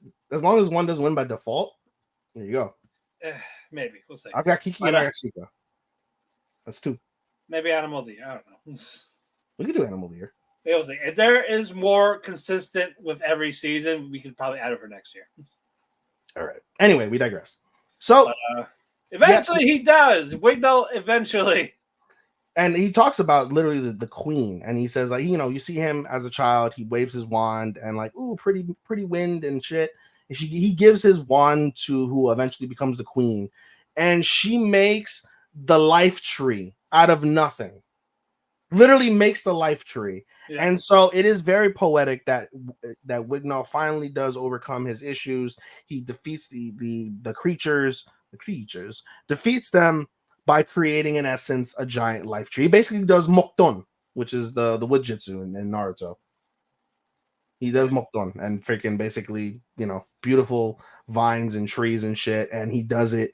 And he has this moment basically with Will. He's like, I would not have been able to do this without Will talking me through this, without Will believing in me. Will, what's his face? What's his name? With Safeguard or some shit? Whatever the fuck. He's like, you are a human worthy of my respect, and they shake hands. I know she actually shook his hand. Like, there we go, there we go, good boy. Yep. Man, we fast forward to Shion and Julius. Fuck them. Bakugo and Draco. Bakugo and Draco. That's funny. Yeah, basically they're bickering back and forth. Like, I hate you too. But they work well together against each other. They do. And Shion is doing a lot of the work. Yeah, while Julius, not that much. But you know why that is? That's because Shion has had so many back and forths and bullshit with Will that he is, unbeknownst to him, rubbed off his like life essence onto Shion, and that's why he's doing so much better than Julius. I'm pretty certain that's what it is. Nonetheless, they defeat their creatures, and so then the 4 of them end up reuniting. But they're like, "Where's Colette and Liana?" And they're talking, they're doing their thing. Yep, they have their own come to Jesus moment between them, but they see someone in the distance without a head. People. Well, first the head, yep, and they're like, Professor Bruno, crushed head, brain matter everywhere. I love they showed the brain matter. Yep. It's a headless man accompanied by a guy named Marze. Yeah, he looks like Kurogiri, by the way. A little bit. The headless guy, yeah. But they talk basically. Headless guy wants their heads. Yeah, and we find out that it was a mistake. They were not supposed to have made it to the 11th floor. Yeah, like you're not supposed to be here. Yep, and like now we exist, so now you're gonna die. Yeah, we can't just let you go. We can't go. You didn't see anything. We gotta kill you. Meanwhile, the headless guy is like, I want your heads. I want to face fuck your heads. And then this is when the cavalry arrives. Yep. And then they're like, you know what? We're backing out. No but you still gotta die. But I'll deal with this Delta dragon type. They basically summon that creature that knocked them to the 11th floor that they found on the 10th floor. Yep. They summon it. And we find out that it's worth 293 credits. If you kill one of them. If you really want those good grades. And meanwhile, we also see the 2 professors, and they're basically traveling. They're like, we don't know where they're at. And they're like, well, Hagrid. Yeah, and they're like, well, listen, I gave Kiki to Will, and Kiki has like a transponder basically in her fucking little magical orb on her head, and so I know where she's at. They're on the 11th floor. Book it. And they're on this like cool magical fucking winged creature. It's better than a hippogriff. I'll tell you what, better than a hippogriff, but fucking just going in. So that was cool. Great episode. Great series. Really nice. Yep, we got 2 more of that. Yep. Moving on. This one will definitely be quick because only one thing happens. VTuber. Oh. Basically, Aoyuki gets the call about Haruyu want to do the collab, the concert. Yep, and she's never wanted to do one. Yep. Yep. She said no so many times, but this was the only condition. And she asks Asagiri, "Hey, so why did you pick me?" I won't tell you. I've got an IQ of 162, so I'm a genius. I know what I'm doing. It's like, how's that help me? I'll never tell. And they're like, wow, are you retiring? No. But the meat of the matter is Mashiro and Sei. And they have a game over who. Basically, Aoyuki, who are you in Lesbians with More? And that is really it. That was really the rest of the episode. It was a little funny. It was a little funny, but it was. I was like, did it need to be like 18 minutes? No, exactly. This show, you know what? This show would have been fantastic, and I might have put it as a 13. I swear to you, if it was a TV short where we got like 12, 13 minutes a week of this, of just the collabs, maybe, or just being the video game collabs. Maybe, or just the or like I said, or the actual storylines involved, and a little bit of the collab. Like the fun, think of the funniest parts of the collabs, except for the what's it called, the Among Us show. That was the best. I think that was the best episode of the series among them. Was it because of the piss? No, it was not because of the piss. That was actually the most intriguing thing that they've done, honestly, in terms of like the collabs. That was the actually making it feel like it was a collab. Yeah. That was the most intriguing one that they've done. But no, if you had, give me the story and give me like 3 to 5 minutes of the collab. So give me 15 minutes instead of 25 minutes a thing. It would have had a shot to be number 13. Yeah, it's nowhere on my list. No, mine neither. But anywho, that was really it. And Mashi was like, "Hey, quiet you, or I'll write you into a one-short dojin with Aoyuki as the futa." And she's like, "I fucking love that. Yes, do it." And talk about how there's cameras around. Like, that's how I know like how you. I've got 380 cameras in your bathroom. What? Yeah, that was really it. I'm like, all right, we're done here. Okay. Now, speaking of good, Atri. Yes. Yeah, again, I said earlier in the show, the show is rapidly climbing on my potentials. Rapidly. Basically, Natsuki is there. Sees Yasuda basically beating the shit out of this poor robot girl. Like, you're here. So, now you're gonna see how violent she actually fucking is. Yes. Should we have given them a trigger warning before we started talking about this? Bullying. Yeah, trigger warning. There is bullying. There is suicidal attempts. Yes, trigger warning. Yes. Continue. But that's not now, but yes, it will happen. That is actually what. All right, but anyway, Yasuda is basically saying, "Hey, so you're gonna let me get rid of Atri? What are you gonna do? She has no heart. Yeah. What are you doing here?" And Natsuki says she has a heart, and he believes in Atri and all that. And Yasuda basically says, "All right, well, you're freaking stupid, so I'm gonna beat you up." Makes sense. And she's gonna do nothing. She's gonna do fuck all. And he uses his fake hand to send electroshocks to him. That was cool. You have to admit that was cool. I know that was fucking bad. It's like, man, why do it to Aochi to shut her out? It was just he was pissed off. He's want to take out that anger for fucking over the company, but he still definitely could have done that at any given time. Yeah, he could have. But no, he chose not to. It's to send a message. Yeah. But electrocuted Natsuki with the glove, not too much, not glove, his actual hand. Yeah. We can't take any more about Atri. First punches him. Legit rocket punch. Yeah. And as he was about to use his hand, she grabs it and just crushes it. Yeah. The gun crushes it. Yep. And basically, leave. Go now. Yeah. But I will say here, because in the bad ending, she rips that hand off, like the arm. She rips that guy's arm off. In the bad ending? Yes. Oh, in the light novel? Yeah, in the visual novel. Why didn't he? That would have been satisfactory. Well, this is when she was like emotionless type of thing, and after she jumped off the building to commit suicide because she harmed a human. Holy shit. Okay, Yeah. that's why they didn't do that. That makes more sense. Yeah, she jumped, and basically, when she does get repaired, she's never the same again. She's just this emotionless, lifeless robot. That's the bad ending. Wait, Atri has multiple endings? Yeah, there's 3 endings. What? Yeah, good ending, bad ending, and true ending. Depends on what you do in the visual novel to trigger that ending. Is the good ending they fuck and they're together forever? Not fuck, but together. But so we're getting the true ending. Which is not that, yeah. Yes. But yeah, bad ending. Rip the guy's arm off, harm the human, tries to end her life. They try to help her, they try to fix her. She's emotionless, never the same again. That's the bad ending. I would have still given it points. Yeah, but she tells Natsuki, like, hey, destroy me. I broke protocol. Yep. Hands on the gun. Won't do it. Tosses the gun. Yep. Can't do it. Gives her a little heart thing. Yep.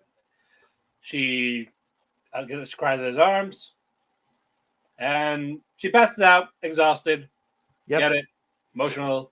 I thought she was broken, like and especially the second time she passes out later on. I felt like oh man, she shorted it out. I was thinking like, oh yeah, they damaged her. I literally thought that because the way her face was like, like it was like it during like, the hug, it had like a stroke. She had like a robot stroke. Pretty much. I genuinely thought that. Not even trying to be funny. I thought she had. I thought something was wrong. Like, wait, did she? Like, no. She's just tired, and you can see like they cut immediately. She's like, and then just goes limp, and they cut to the girls, and the girls are like, oh my god, and you see fucking Natsuki's just like, yeah, she's good. She just needs to sleep more.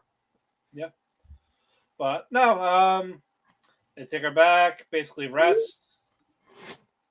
So she's slowly getting awake, but before that, they are aware, like they read the journal of this, and we actually get her backstory. Her former owner was Sheena, aka Natsuki's mother. So basically, the grandmother had no time to take care of her. So here's a robot. Go have fun. Go nuts. Yeah. And we see. What's up, Henny? Squad. Hey, somebody from my my Twitch. Hey, Henny. Squad. Henny Hana. But basically, we find out why, why Atri has that personality, where she got it from. She got it from Sheena. Yeah. The whole high performance. And we got another one, Kiwi-licious. That's her. That's his girlfriend. Hey. Hello. How you doing? Hello, Kimmy. But yeah, Atri, Sheena, they're having fun. They're playing, the kids. But she goes to school. And that's where the bullying starts. It turns out Sheena's being bullied. And it takes it out on Atri because she can't defend herself at school. Yep. So Atri says, you know what? I'm going to go to school, check on her. Yeah. And oh my God, this student's going to jump. Oh man, I can't wait to see it. Fucked up. And it was Sheena. Fucked up. And the girl provoked him more, saying, do it. Basically, do a backflip. Go. And the principal's like, hey, no, enough. It's like, oh, why? Oh, we're just having fun. It's fucked up. But so Archie grabs that student and punches her in the face. Love it. And hit her repeatedly. Yep, she's bleeding all over. Good. I was like, yes, good. Fan-fucking-tastic. But she stops, looks at Sheena. She's not going to jump anymore, but now picks on Atri, calling her a monster. And basically, hey, we're going to seal you into the ocean. You're away from everyone. I feel no sympathy for Natsuki's mom. None. Zero. Oh, no. I didn't either. And that's hard to say about someone that was literally about to commit suicide because they were being bullied. How know, could, like, but no, I literally thought that. I I'm know, like, but she turned. I didn't like that she turned it around like that. yes, I hated that. I'm like, I understand, like it puts you on edge, but that should have been the moment. Like, wow, this person that's not even real, right? Because she's a robot. Cares She's about not a me real more than person. an actual human. Yes. No, it was you fucking thing. How dare you ruin my life more? Yeah, You piece of shit. like you embarrass me. You piece of fucking shit. I'm like, yo, fuck you too.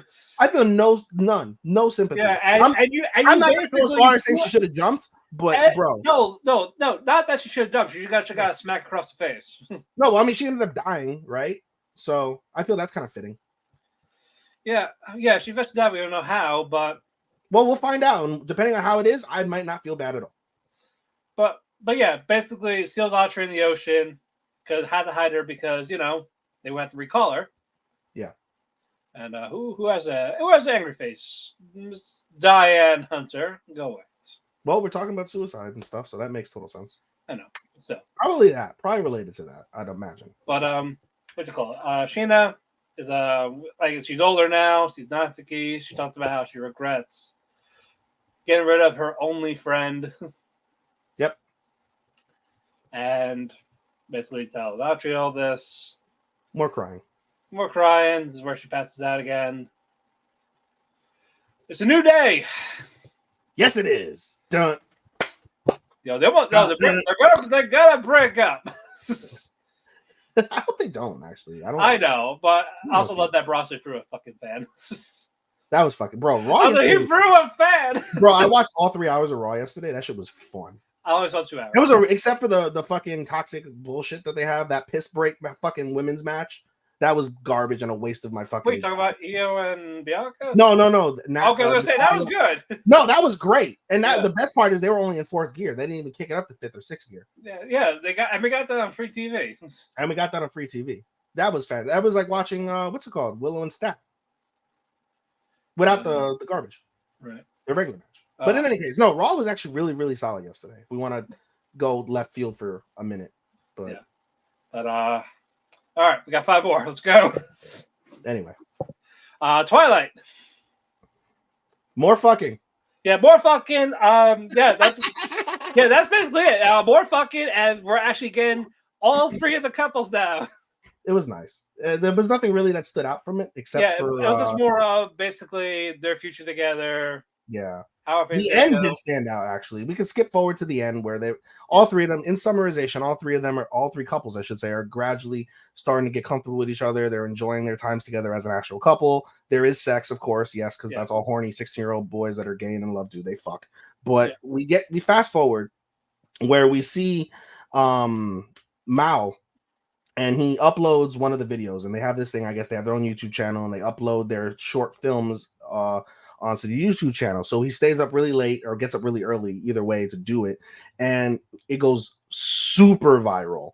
It's like 350,000 views in like 48 hours or something like that. Like incredibly viral. And they start getting these random requests to, collab with the film team.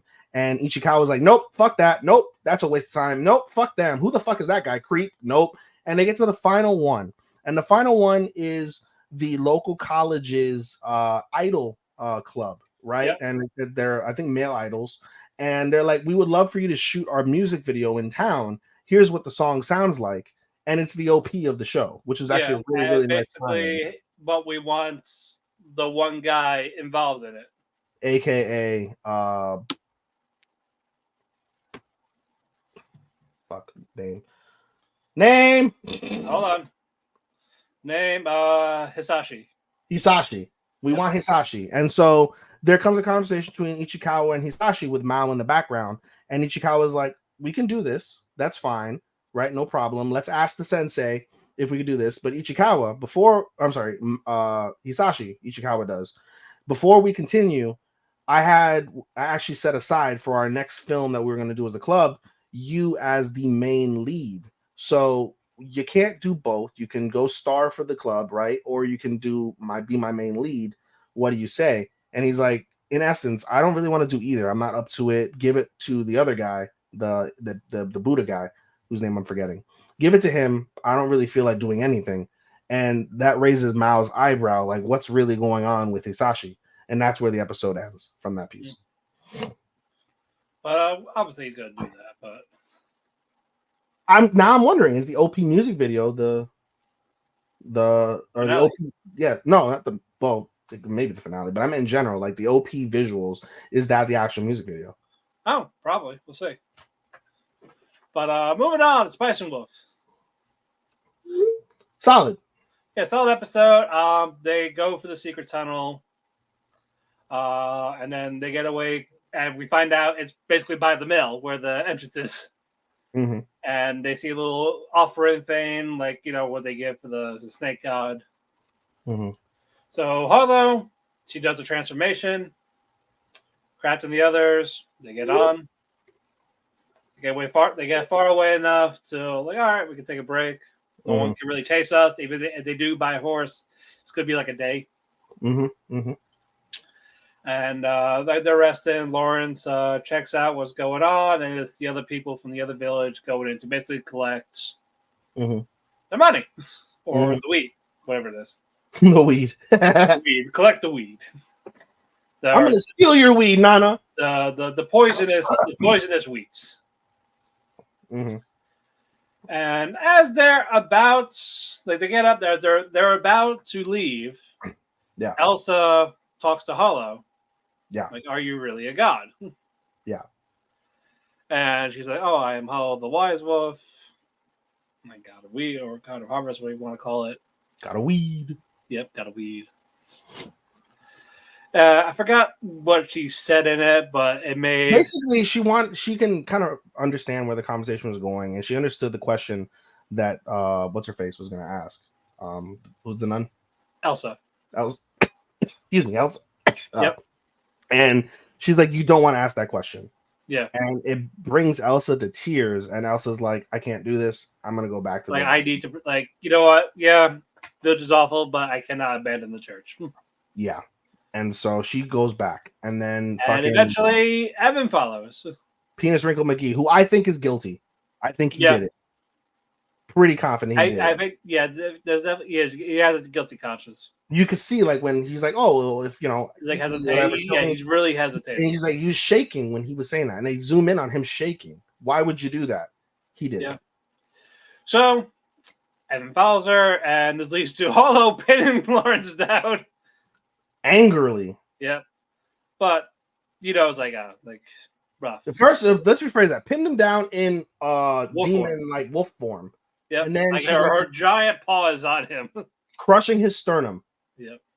And then eventually she turns into a human, and now we have naked girl on Holo. And I love Kraft was like, how were you going to explain that? But but they know, like, he knows exactly what to say to charm this woman. You know what I would also love? There was a moment afterwards where he hugs her from behind, and she like kind of snuggles in his arms, and I thought that was cute. Fuck. I was thinking to myself, I was like, it would have been great if she would have been like, whoop, what was that? What's on my tail? I feel. Maybe the finale, but basically now they're also gonna go back because apparently Kratz has a plan to. He has a plan involving a miracle, and he's like, you mentioned in the past you perform miracles in front of actual humans, and she goes, yeah. She's like, can you do it at will? And she's like, basically, can you give me some wheat? And he gives her wheat. And I would imagine we don't see what the miracle is, but I imagine it's growing like bread or wheat, right in her hand, right in her hand. And she's like, "Will this do?" And he's like, "Yeah, that's more than sufficient. We're gonna do that. It's just a matter of figuring out the timing in which we'll show them, so that way they could be like, holy shit." Yep. Because the premise of it is basically the church is going over there. In the middle of this, Matt did skip over the fact that they observed the church and a whole giant convoy with the wheat and someone from the clergy basically going to the school or going to the village, and they're going to declare them as heretics. Bishop. Yeah, and they're going to declare the village as heretics, and basically means they're going to wipe out the village. And so that's where the whole premise of them going back so they can save the village. Even if they die, they want to save the village. And so now the principle of performing the miracle in front of them is similar to that of Catholicism, where if you perform the miracle, it really leads into more of a profound imagery and a profound principle of a holy miracle occurring before your eyes that cannot be explained through anything that involves heresy, even if by definition Holo is the principle of heretics in her existence alone. So all right, so can't wait for Monday on that. Yeah, But moving on, we got 3 more. Look at that. Roshidere. Solid. Masachika's sick. And that's before or after, rather, he has a nightmare involving his piece of shit mother. Yep, because, as we saw previously, he interacted with her. Because they were in the same class for that parent-teacher thing. Chris is right. What's he right about? Oh, the underrated series. Ah. Yeah, that's all. But, basically, because during the parent-teacher thing, he saw his mother, and that gave him a nightmare. Basically, no matter what Masachika did, it was never good enough. No, and he was genuine love and affection, wanted to make his mother happy, and his But mother. I think it's more of, I don't think she hated him. I think it's more of how the dad made him.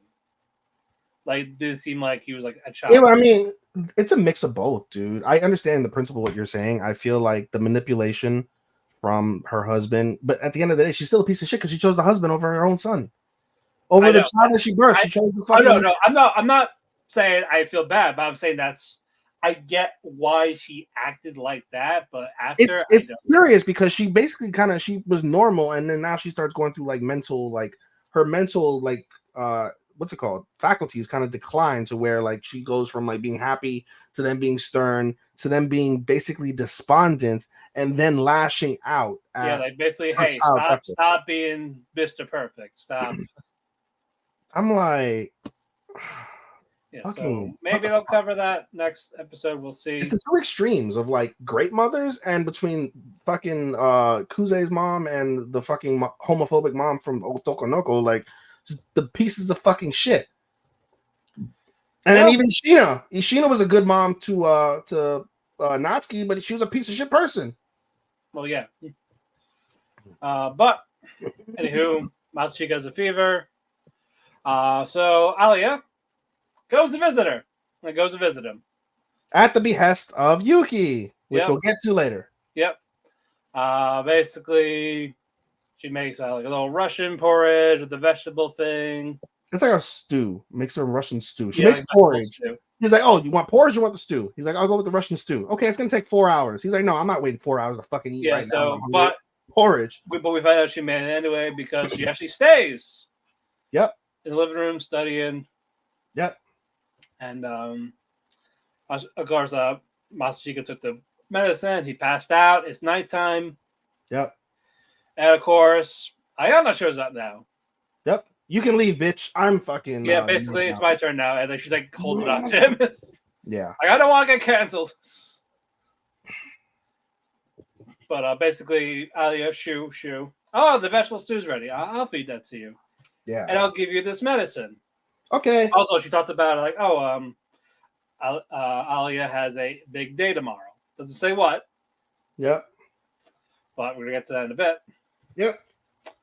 Masachika wakes up again. It's morning. He feels much better.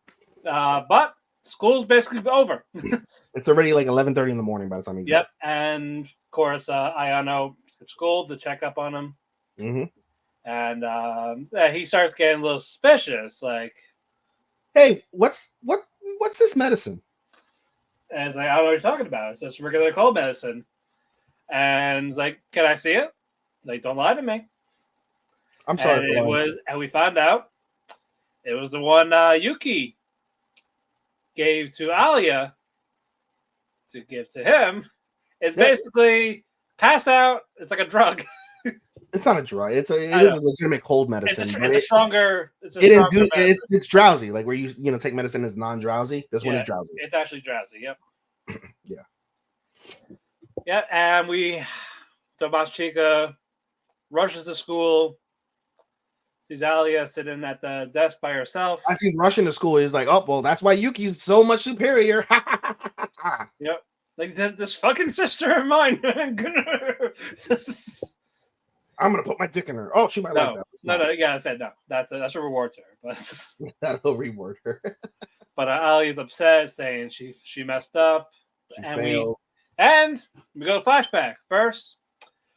Yuki telling Alia that Masachika's sick. Yep. So hey, you should take care of him. Okay. even gets to the point where, like, she think pressing her small tits to her big tit. They definitely closed in on that. Like, they made sure. They made fucking sure. E-cup. Yep. Which, by the way, let's mention it now. Where was the E-cup? Where? Not there. Damn it, Chris. What's with the fucking actual, like, evidence? There was no E-cup. I hope they remember you. I'm curious. Hey, Google, what is a Japanese E-cup in American? My apologies. I don't understand. Useless. You're going to have to type it. Yeah, I'll have to type it in. I'll let you know. Yeah. So let's Alia do this and do. So Yuki does like a little radio show for the school, and her guest was Alia.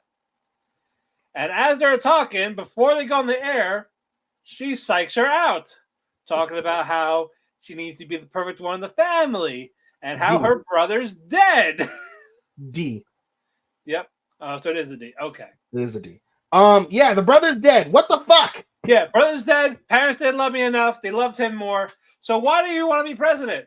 Oh, by the way, we're going live. I mean, that's a big bombshell. Yeah, all that at once. So meanwhile, when she's telling him the story, Masachika's like, this fucking woman. She said I was dead, like I am right here.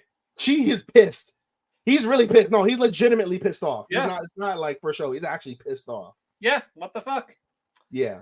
So basically, she thinks the election's basically in Yuki's favor. Like even if we do the debate, there's no point. I lost. And Masachika is like, no.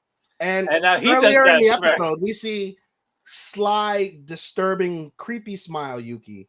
And now we see Masachika with the thing, and she talks about it in Russian, how she likes it. Yeah, she's a bro. Yep. She got a little knitter there. Yeah. But two people come in. Nona and Sayaka. Yep. And like, oh yeah, we heard the whole thing. You're screwed. Yeah. But hey, we're sorry. We're sorry again. But I love Nona, by the way. She's literally whore Hayasaka.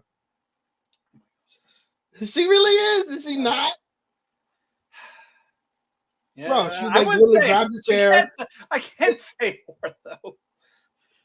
Freaky Hayasaka. Yes, freaky. All right, I got the professional word for you. Uninhibited. All right, there we go. Uninhibited. Yeah, they're just just sit in like the front of it, legs spread, don't care. Like, oh, no one else is here. Even though she like 2 episodes ago was like, oh, you want to fuck me? Want to be my boyfriend? I don't mind. I kind of like. Yeah, they're like, hey, you showed me up on the debate. It's kind of hot. Yeah. So you want to fill me in on some basically, they're gonna help out Masachika and Alia. Yeah, because basically they're like, we're sorry, and then they're like, they said something about like trying to help them, and she's like, you want to, because we got pissed off Kuze. Like, you really want to help us?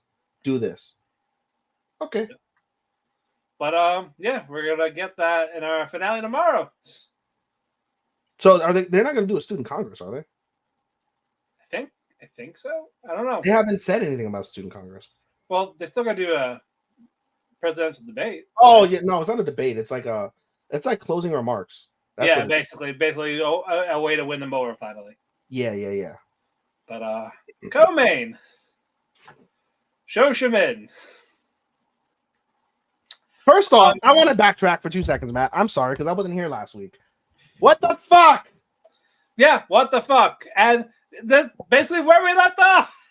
I literally sat there. I sat there, swear to God, after the episode for a good 30 minutes, thinking to myself, I don't know if I should be pissed off about this or impressed that she planned everything out.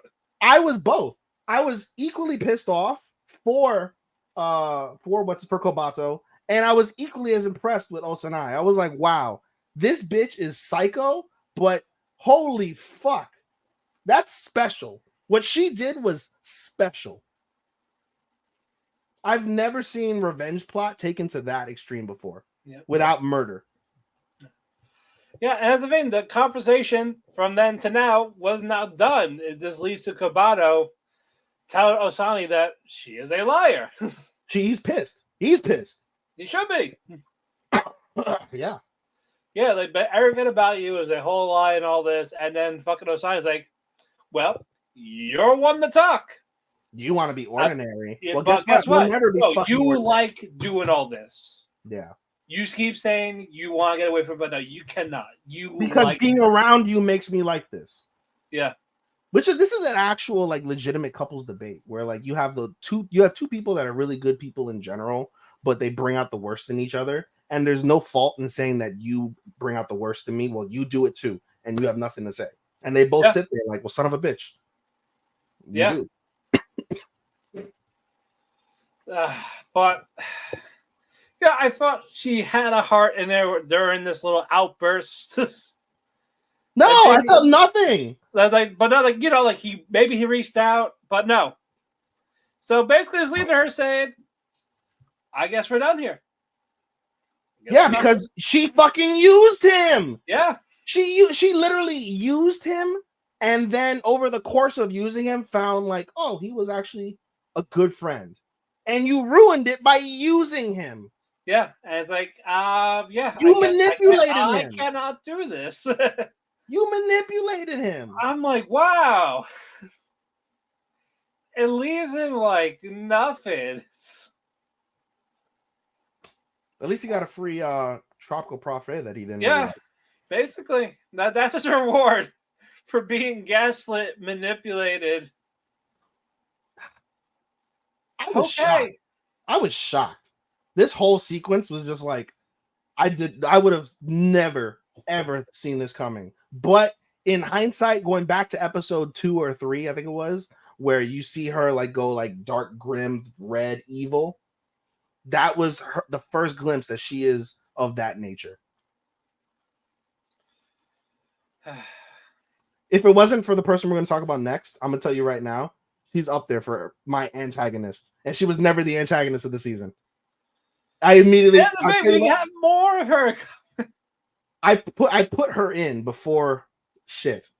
So, but the episode basically ends and sets up. It does a decent job setting up. Well, first, like you know, what you call it? Someone talks to Kobato. Who was it? That was Osanai. Osanai reached out to Kobato and like whispered something in his ear, and Kobato's like, okay, probably telling him like, don't publish the story, because the next conversation that they have is involving one of the newspaper club students, and he basically has an intuition. He's got some sort of source that tells him that the person that was involved in the big story that he pulled up of the kidnapping and the attempted murder, whatever it was, goes to this school.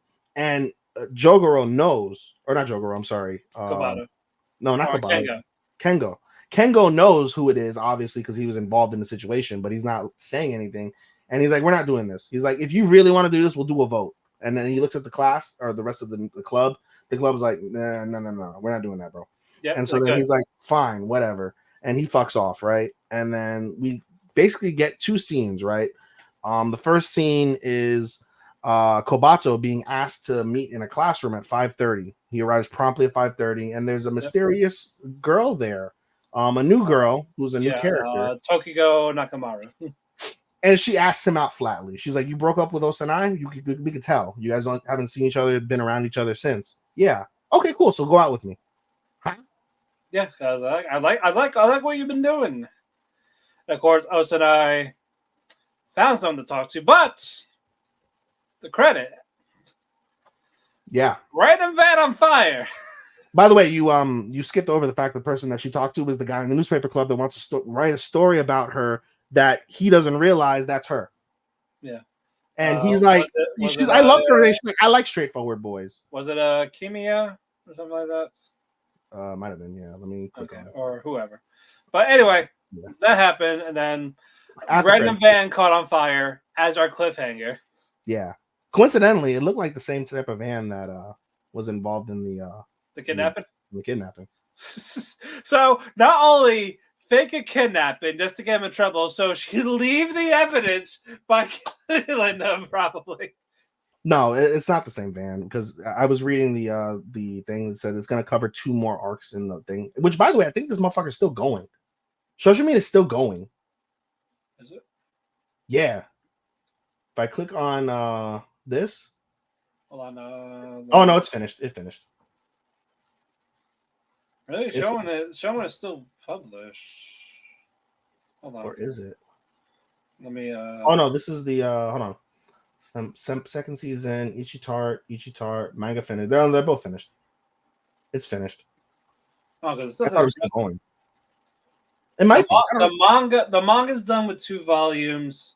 So is the other one, but the actual novel series of it is still going. It's 5 volumes right now. Yeah. Yeah. The last novel, volume 4, was 4 years ago. It's wild. And volume 5, the current one, came out in April of 2024. What do you give it? 3.25. I give it 3.5. It's like I just didn't care about these cases, but that finale though. The final 2 episodes, no, the final 4 episodes was really good. The final 4 episodes were really good, and then the what's it called? The animation, stupendous, because it was basically done like a movie the entire time, and then the musical composition fit everything really well. I felt Right, and those are the reasons why I gave it a solid 3.5. Yeah. We're gonna watch season 2. Yeah, may as well. What's the worst that can happen? Exactly. Well, apparently death, because that's the next thing. Tower of God. Yeah, our main event. Yeah, it finally got a main event. I mean, it involved a lot of dying. A lot. Picking up where it left off, Kang sees his brother like defeated underneath the boulder thing, thinking he's dead. He is basically dead. Yeah. So he goes to fight the 2 people that were trying to fight him. Kun on this way, like trying to hack into something. Yep. But while that's going on, Kang gets a fist to the heart. He gets fisted. Yep. Not the good way. Sees like the red fist and he says, "Why?" And he's dead. Kasano, his blood brother, basically killed him. Yeah. I was like, I liked him. Why you kill him? At the same time, we see Kun actually succeeding in the hacking, and he's like, "Why is Apple's registration here?" Yep. And basically, something's definitely not right. So he rushes in, sees everything going on. But before he goes, though, Bam's there. Bam Yep. and the bunny girl. Yep. What? Was it? No, it's not Jihad. Don't know her name. She's not on the casting list right now. Which guy? The bunny girl. Zaya. Okay. Yeah, Zaya. I was like, oh, they killed them. Those 2 right there. You should totally kill them. Like right now, they're like, no, we didn't kill him. We were going to, but we didn't do this. Yep. So, Bam, basically beating the shit out of both of these guys. Easy. Yeah, Light easily. work.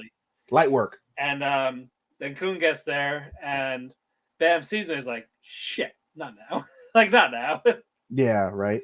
Like, this is not how he wanted the reunion to go. Nope. And Zaya goes to Kun and say, all right, nobody move. Like, this place is going to blow up. Gonna go kablooey. Yep. Hey, you guy, Viol, we can help your friend. We can bring him back, but you gotta cooperate. You gotta come with us right now. And Bam sees the thing like Fook. They see that Fug. Yep. It's Fug. She's a Fug member. Yep. Which means Kasano's a Fug member. Yep. And she proceeds to reveal to Kun there's more Fug members. Yeah, and guess what? You stupidly invited them into your party. Yeah. Apple and Michael. Yep. And we flash to them. Yep. The little bird that he had, dead. The fucking guy who runs really, really fast, he's tied the fuck up. Yeah, well, we'll get to him later. Yeah. But Bam tells Kun basically like stay away. But Kun doesn't know who he is yet. He doesn't know it's Bam yet. No, he kind of realizes it, but he doesn't really say. They don't acknowledge who they are. Obviously, Bam does at the end. They both but Kun didn't realize it until after he left. Yeah. But he looks familiar, but because he basically says he's like, if you're gonna act like a supervillain, at least act good. Like that sent shivers down my spine of how bad you were, which was funny. And of course, the little ambush doesn't go well. Nope. Zaya leaves. He shocks Kun, by the way, because basically Bam tries to save him. Yeah. because I think it was Novik. Novik goes after the bomb because of the fact that they're distracted by everything, and then because he wants to save Kang, Bam says nope and does his time stop magic and freezes Novik and allows what's her face to get the bomb, but realizing Kun realizes the power that he has, he's like, no fucking way, like this isn't no, and that's when he starts realizing about Bam. Yeah, because again, he got that text from the AI thing saying he's still alive. Yeah. And before he could say anything, Bam, his eyes are gone. Boom! Giant. I mean, it was a glorious explosion too. Oh yeah, no, it definitely was. That was glorious. Now we get to Apple Michael. Yep. Like, man, you guys are like fucking stupid. How could you like let us in? Because basically, like, oh yeah, they're here to kill Kun. That's the whole point of this whole thing. And he's like, this is fucked up. Like, I just wanted this is why I didn't want to climb this tower. And he's like, well, you just have bad luck. So now you're gonna die because of that bad luck. And but those like, oh, like we can't, like we there's no point in killing you, but you're not gonna serve us anyway either, so you have to die. Yeah. And otherwise, who comes into the picture, Matt? Rachel without the wheelchair. It's walking like can be. Basically saying, hey, don't kill him. We need him. He will help us with the plan. Like, won't you? Which basically reveals that Rachel's a fuck member. Yeah, basically, it's like, it was you. All along. Yep. As A says, nope, I will never join you. Forget you. I'd rather die than be your legs. Like, okay. And she so proceeds. She grabs a knife. And just repeatedly fucking stabs him repeatedly. That's that. Yeah, that's that. That's our. Oh, I was like, what happened? Okay. No, I was showing the background. Oh, do it one more time. All right. Look at that. Look at her. Awful. You're getting me hot. You're getting me hot. Keep it going. Keep it going. I'm getting there. Again and again and again and again. I'm getting there. But an episode. If there was ever a woman in my life that I wanted to see a bomb shoved up her vagina and blown up, it would be Rachel. She is the she is bro. And speaking to Angel on the side, because I didn't want to ruin it for the group, he's like, oh yeah, if it makes you feel better, in every single manhwa that she appears in, just vehement like disgust and hate. Like everybody wants her dead. Yeah. And I'm like, good.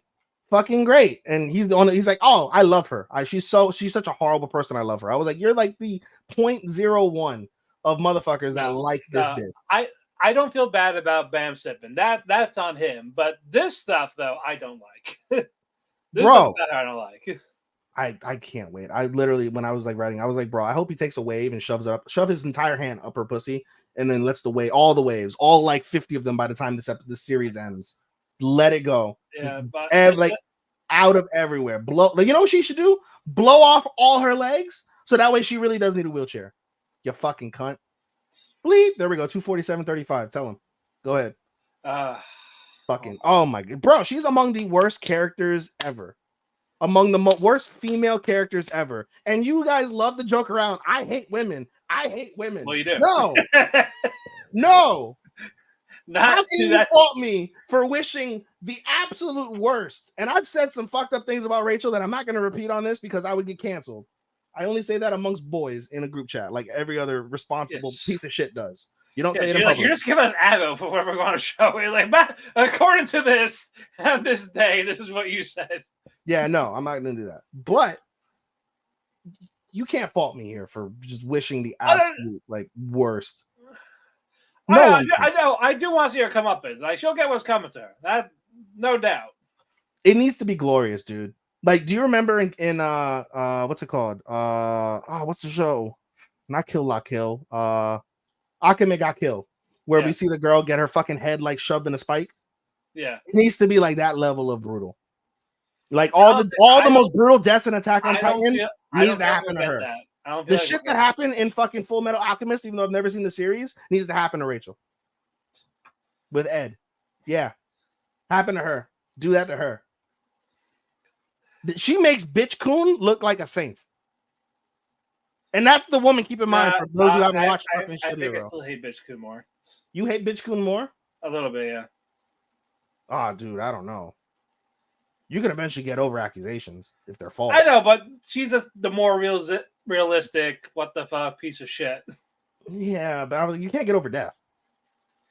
And that's not like the grand be all end all of what makes someone awful though at the same time. They're up there for each other. They're both up there for me. But it's not like the grand thing, like, oh, that's the worst. I just want to see fucking Naofumi just blunt, like, just destroy fucking Bitch Kun with his like blunt fucking shield. Oh no, trust me. I would love for him to just bash the shield to her head multiple times. Like the point. No, pulverize her entire body. Pulverize it. I know, just the head. Pulverize. You know what she should do? Pulverize it. Pulverize like everything except leave her like pussy and fucking no. And then just present it over and like, all right, anybody want to fuck this worthless piece of shit? Here you go.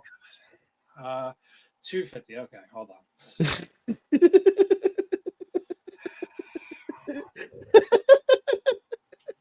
I hate them so damn much. Like, this is why we don't get monetized, ladies and gentlemen. Yep. This is why we don't grow more than Tony Khan. Oh God. Like the 12:50. Yeah, that was a 2 hour 50-minute mark. Do it. Closing thoughts before I get out of here. I hate Rachel. I know. I hate it too. No, that's not my closing thought. My closing thought is, again, the summer is. I don't see what other season can top summer. So many strong shows. Yeah, we'll see. We got fall left, so I don't know. I don't have as much faith in fall. I know you do. That might be number 2. Fall usually does like underrated or surprises, so yeah, I suppose so. So we'll see if they actually do that this time around. But with that, guys, the cafe is closed.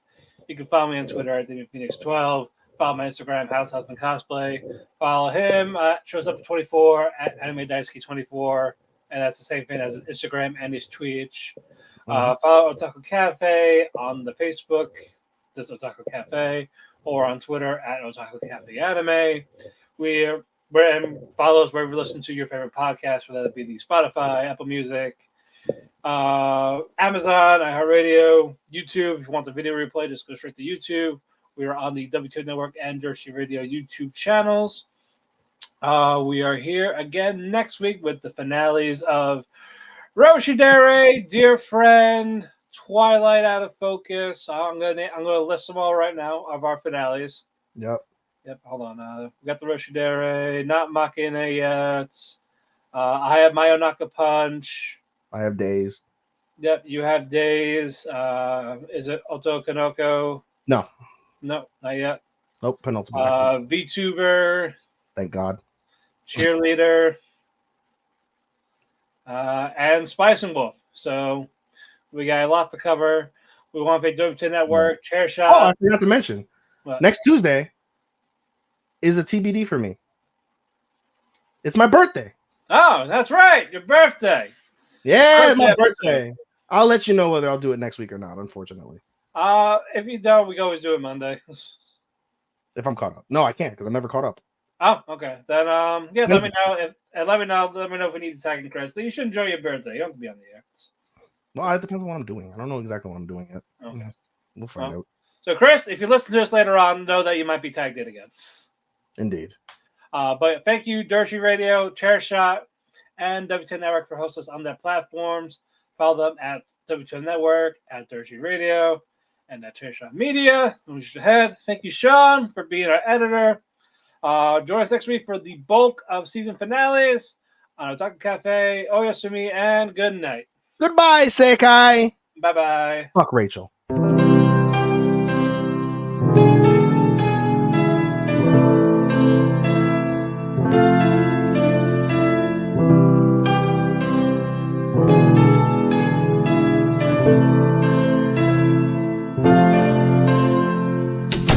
The sun goes to sleep, I find myself in a heap because it hurts so much to be away from you. It makes my day when I get a text from you, but still I say goodbye again. Let's hope this isn't the last time that I see your face, but hey, it's fine. I know everybody needs a little space.